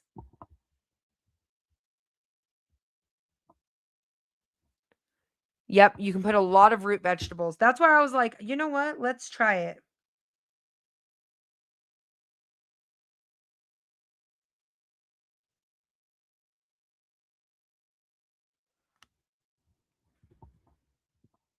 Oh, you're gonna get some quail, Marina?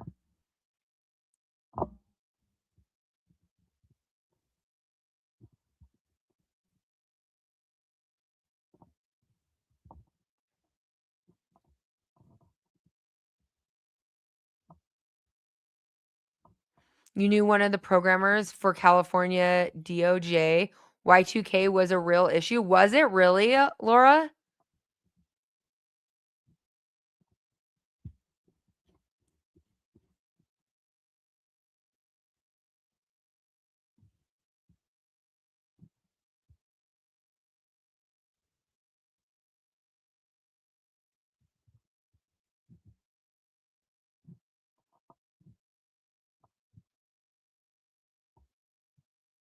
But have you ever had to wrestle an alligator? Matt says, I'm crashing, but the squirrels will have their revenge. I'm sure they will. Once I just got back from California, man. I'm going to have to go out to the property and go look and see if the squirrels got their revenge.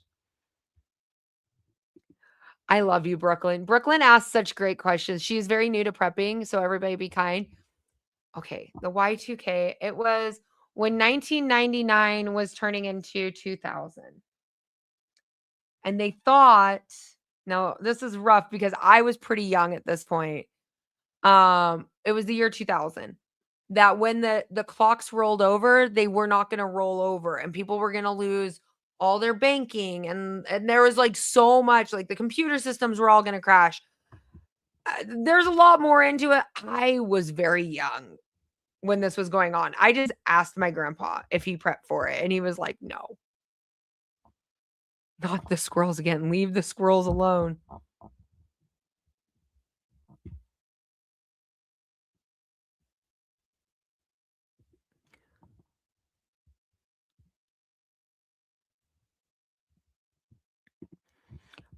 Girl, EMT, I had to move all of our MREs, everything out of the camper, all of our dry storage that was in the camper that we had zero problems with, all out to the Connex.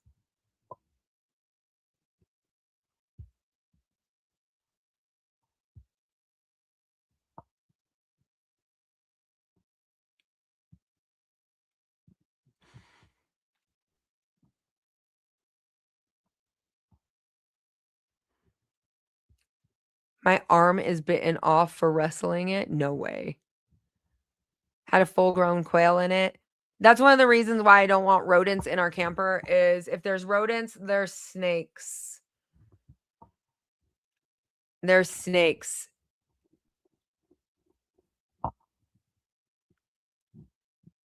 It was like a Sonic, yeah.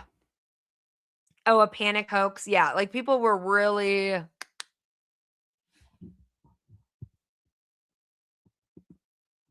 yeah, back then.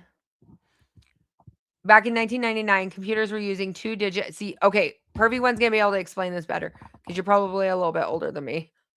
No shame though.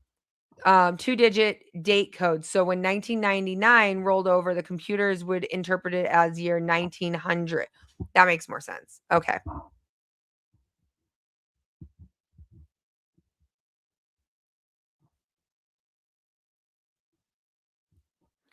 Oh.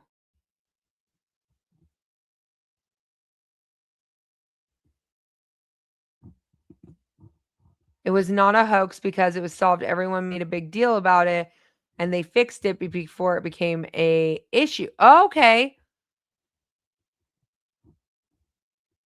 Okay.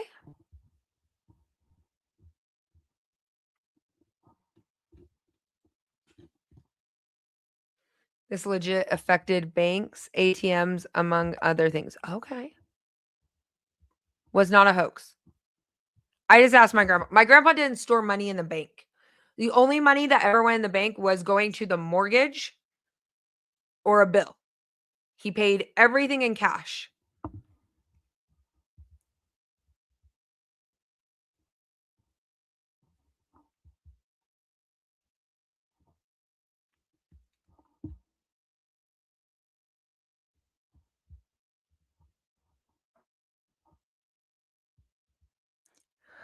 Annie, once we live out there full time, yes. Once we have our house out there, then yes.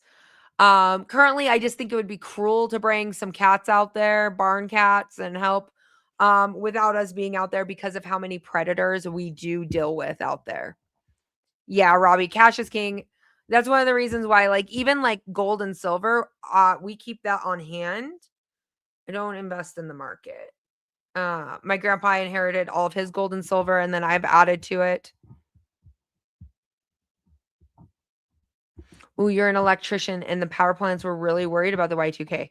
I didn't know that part. See, now I feel like I need to go like watch a documentary about it and just kind of figure out what parts were actually like legit.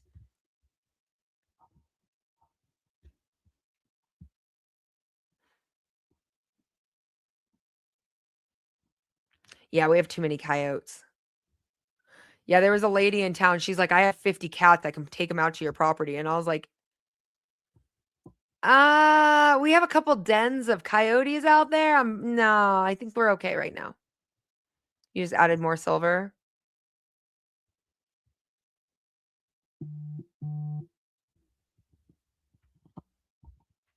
My phone is going off like crazy.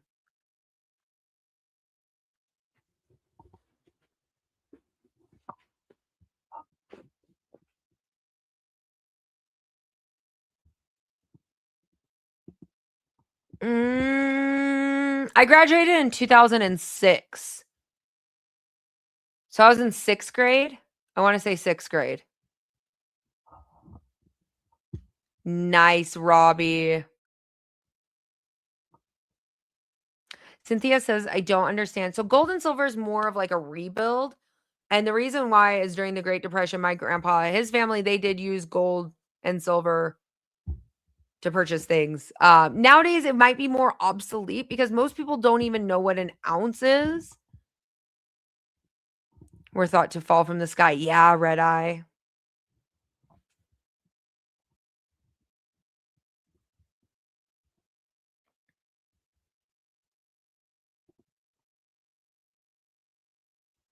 I do, outlaw. I do. I'm getting nervous as we start to build larger solar.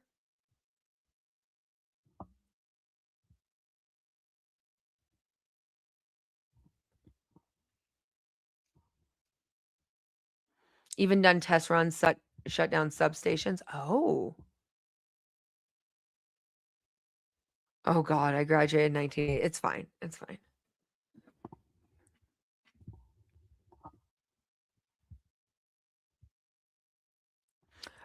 Yeah, the price right now,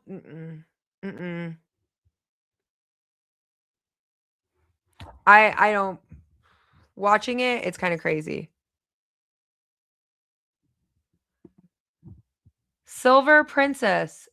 Thank you for the compliment. That was very kind. And the gift. Am I a fan? He's actually my friend. He's actually he does great work. Great question. We actually like met through some really funny, like the buckets. But yeah. But Silver Princess, that was very kind of you. Thank you. Gold, I feel like, yeah, gold is not for SHT. Gold is more for recovery. Yeah, I agree with that one. I definitely agree that gold is more for the recovery than anything. So it just means that you kind of have more of an umph.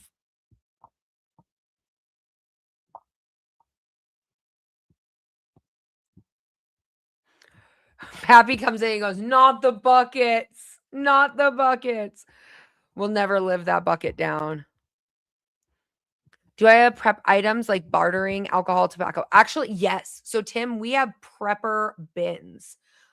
We call them barter bins.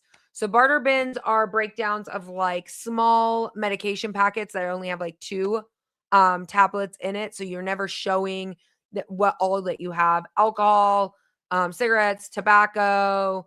I even have, because I test so much equipment, I have so many like extra water filters and those kind of things. Like things that I'm like, nah, this one was all right, but it wasn't as good as I would like it. Clean those filters out, dry them out. Oh,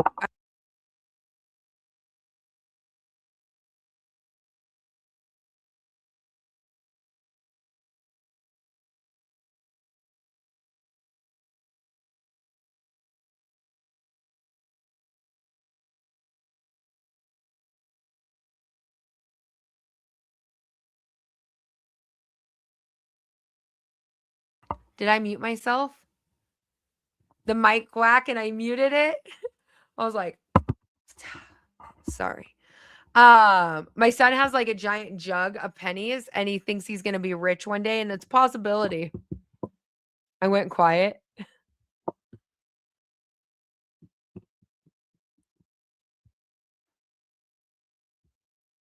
I did. I dropped the mic. I did. I dropped it, Michael.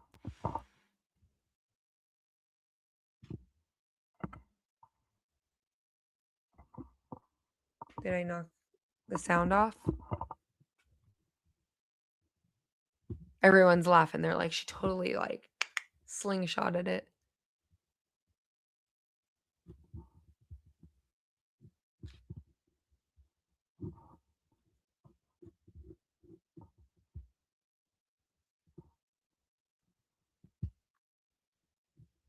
I'm back. We're back.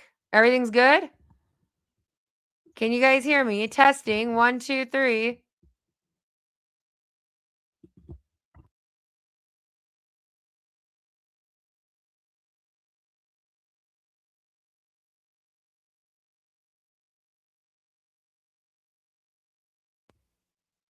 Are we good?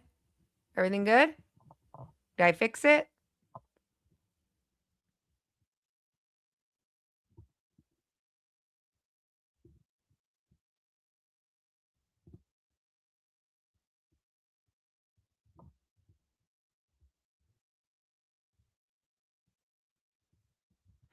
Gold pieces were used for leverage to pay for safe travel.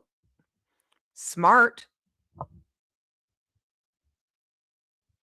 Outlaw's like, I did not mean to lie to you. An alligator did not bite my arms off. It's okay. I wouldn't have judged you if it did. I'm getting ready to go down to Louisiana. I'm willing to look at that. Search those wheat pennies are worth. Oh, nice. LAPD, thank you so much for the gift. You're expecting fireworks this weekend or weekend on the latest news? I don't know. JD Vance didn't really do some negotiating. I don't know. Do you guys believe in this ceasefire? Because I don't. I feel like we're going to see more market manipulation and I mean, how many days till they have to agree on the ceasefire? How many days are left? I did take a few days off.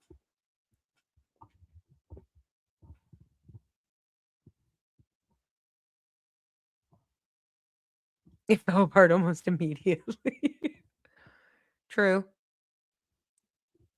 Red Eye, it sounds like you are a coin collector. I have some pretty cool coins I could show you. So my grandpa used to take them when they were minted, and then he would turn them into a belt buckle, but he never hurt them. He just braced them, and I collect all of them. And so I have some that are some pretty rare ones. You might have seen some of them if you collect coins. You might have seen some of their photos. They are out there.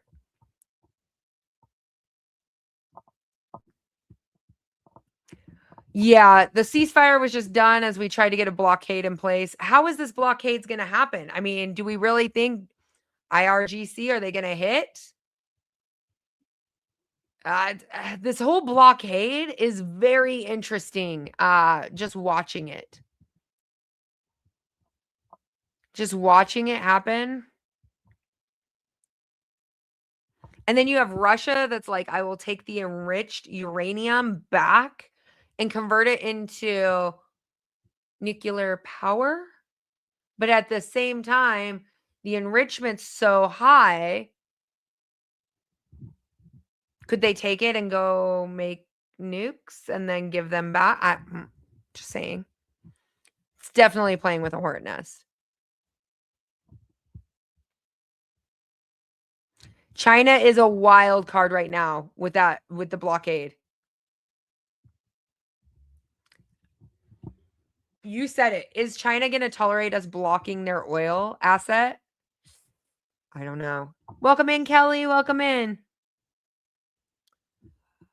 That's the one I think is going to happen. We block their oil. Would they actually try to take Taiwan back?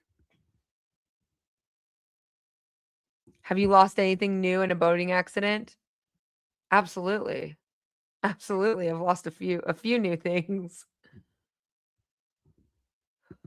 What are your thoughts about the Venezuela during the operation? Ooh, so interesting. How do I put it in correct context? Maybe. We acquired Venezuela. Now we're offering other oil tankers to come in and use the US and Venezuela. It's a little interesting.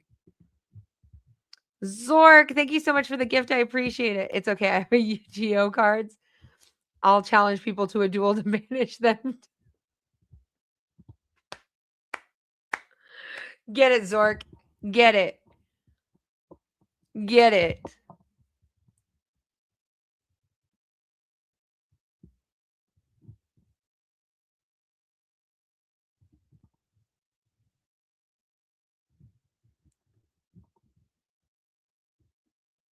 That's so funny. 80% of the points Iran would not give up on the enrichment. Yeah. Not a librarian look. It's just there's a lot of lights and they hurt my eyes over time. I don't want my eyesight to hurt.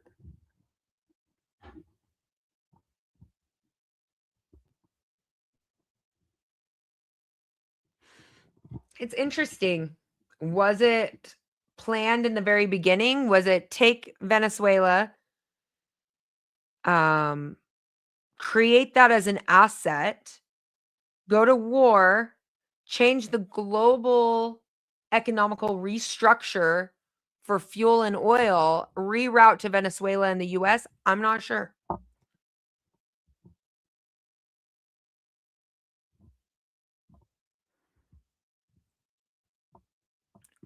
Ooh, Puckett, you said it. You said it.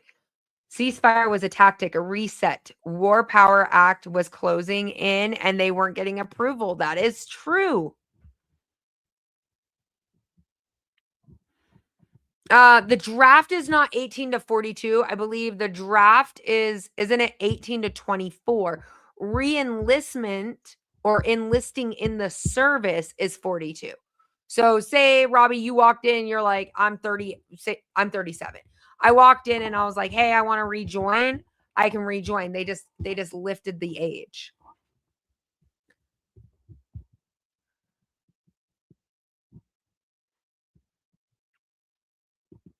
Now, I know a lot of people have a lot of different opinions on NATO putting more pressure on the EU.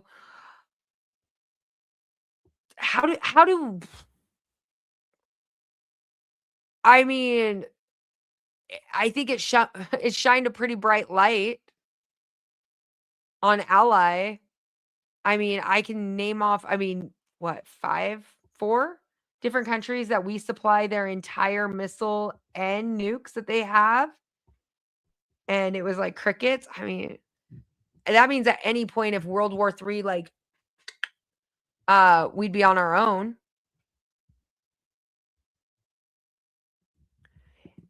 Is it 42? I thought it was 24 for draft. 42 last month was for re-enlistment or enlisting in the service. Like enlisting. Like you just want to join. I don't think the draft is for. I could be wrong.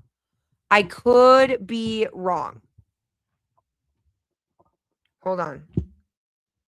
I thought it was just re-enlisting or enlisting in the service.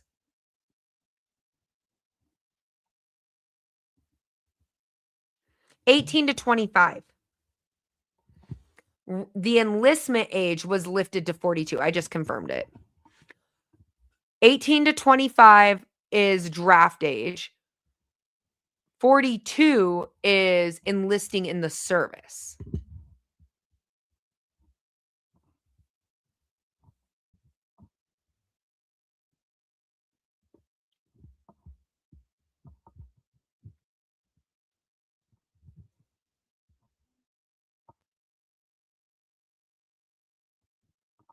It's so strange they quit talking about it when we took their leader. Yeah.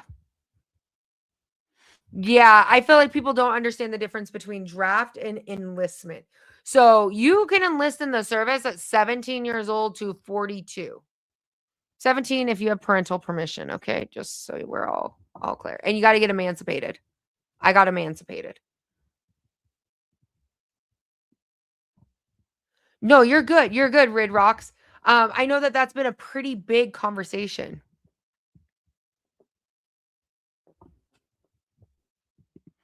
Zork, thank you so much for the gift. That was very kind of you. You've been writing Ron Paul every election ever since vote in 2012.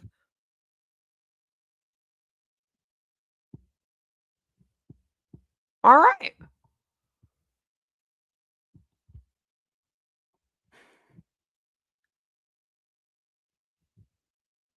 The draft is much better in a frosted mug. That is true. Yeah, 42 is for the enlisting.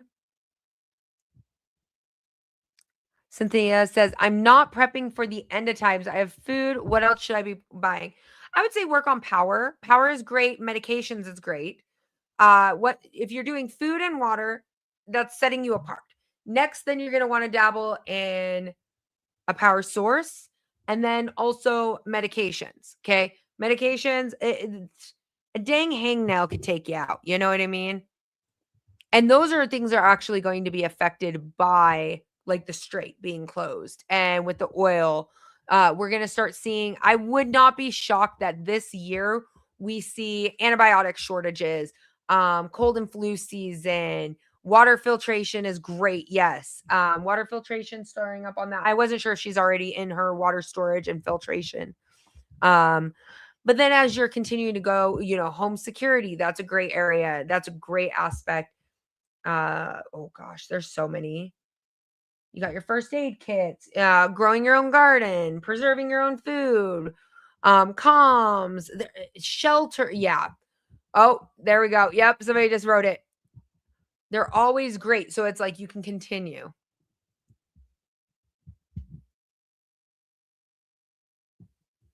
All right, Lord, have a wonderful night. Yep. Don't forget about pet food. Exactly.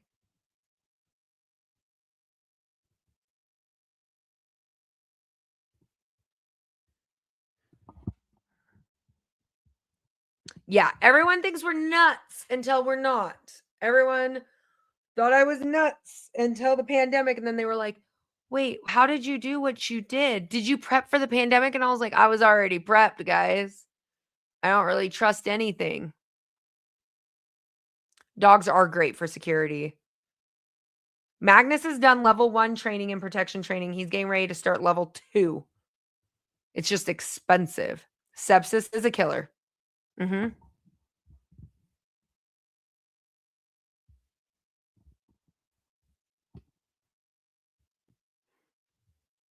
Raising your own protein, growing your own food. Everyone says that they're always going to run out. They're going to go, I hear it all the time. I fish, I farm, I hunt. I'm just going to run away and I'm going to live off of it. And I'm like, there's so many factors when it comes to hunting. One of the areas I was hunting was affected by forest fires. It was pretty desolate.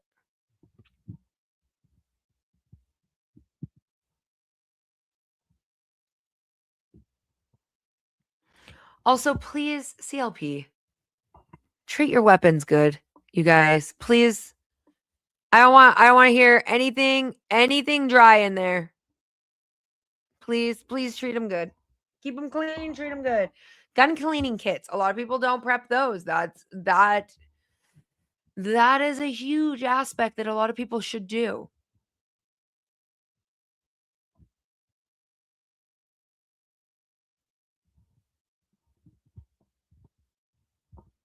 That's what happened before COVID. Inflow walls, everything was talking before. Exactly. I mean, I was talking about it. I was like, I prep for this, I prep for that, blah, blah, blah. And people were literally in my comment section. They're like, you're a crazy prepper. Then the pandemic happened and they were like, will you teach me? And I was like, yeah, I can teach you what I do.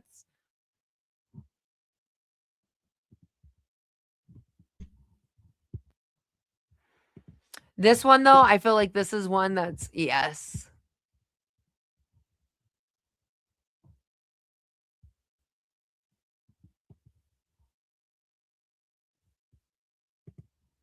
Yep, them and millions of other people. And a lot of people don't realize during World War II, when ration cards came out, people took to hunting and almost everything was wiped out. It was within 9 months, the game population was it had been eradicated. Been preparing since 2015. Hunting is so boring if you're not used to doing it. No, hunting is so peaceful.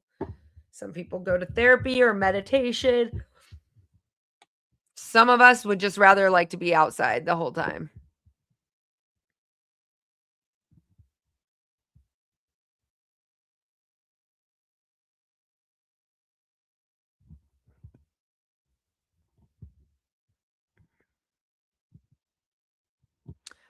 Fishing gear is a lot quieter, and a lot of people don't even know. What's coming? There's going to be a lot of shortages. We already know that. The oil impact is already here. Now there's rerouting of oil tankers. Nitrogen has almost tripled in price. Originally, it was $350 a ton. Now it's anywhere from $600 to $1,000. So we know that it's going to get pretty dicey, especially with food costs. Farmers are now speaking out. But of course, it's buried because, there's global conflict.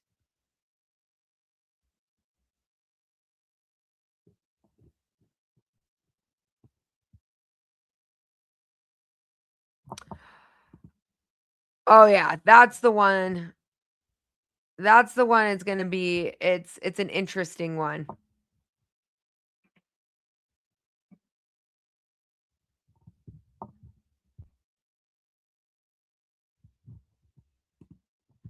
Wait, Libby, right now, Western Florida is being evacuated due to fire. Is it? I'm searching.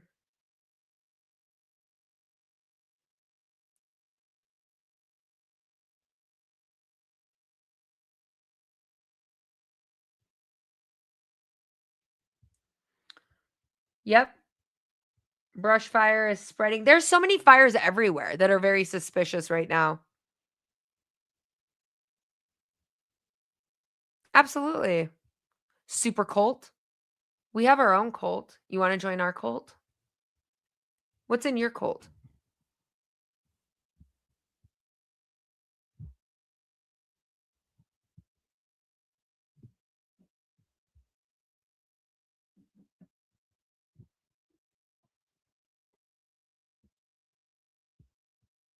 Just keep blasting until you hit something. Oh, no. Don't waste your ammo. There's fires everywhere. How many fires is it? It's like 120, like dispersed throughout the whole US. Nice. All right, you guys.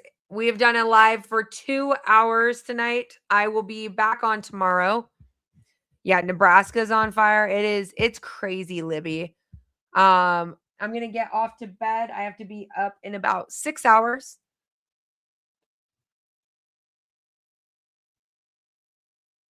Yes, this one. Oh, we'll touch on this before we get off. Another important prep that we haven't talked about for a while is OPSEC. If you have all the preps and you need everyone you need everyone knows about it. Yeah, please don't be telling everybody. This is a rotational pantry. This is like what we eat out of. This is not my long term. And I would never, I don't show half of the stuff we do. Like I will not show. You don't need everybody to know exactly what you're doing. Be cautious. Some friends can turn into enemies very quickly. I've seen people stab somebody in the back over $100. All right, you guys, I'm off for the night. I'm going to go get ready to go to sleep and then take care of the kids in the morning. So as always, stay aware, stay prepared, and always have your head on a swivel. I'll see you guys tomorrow. In the ashes of the end rises the Doomsday Queen.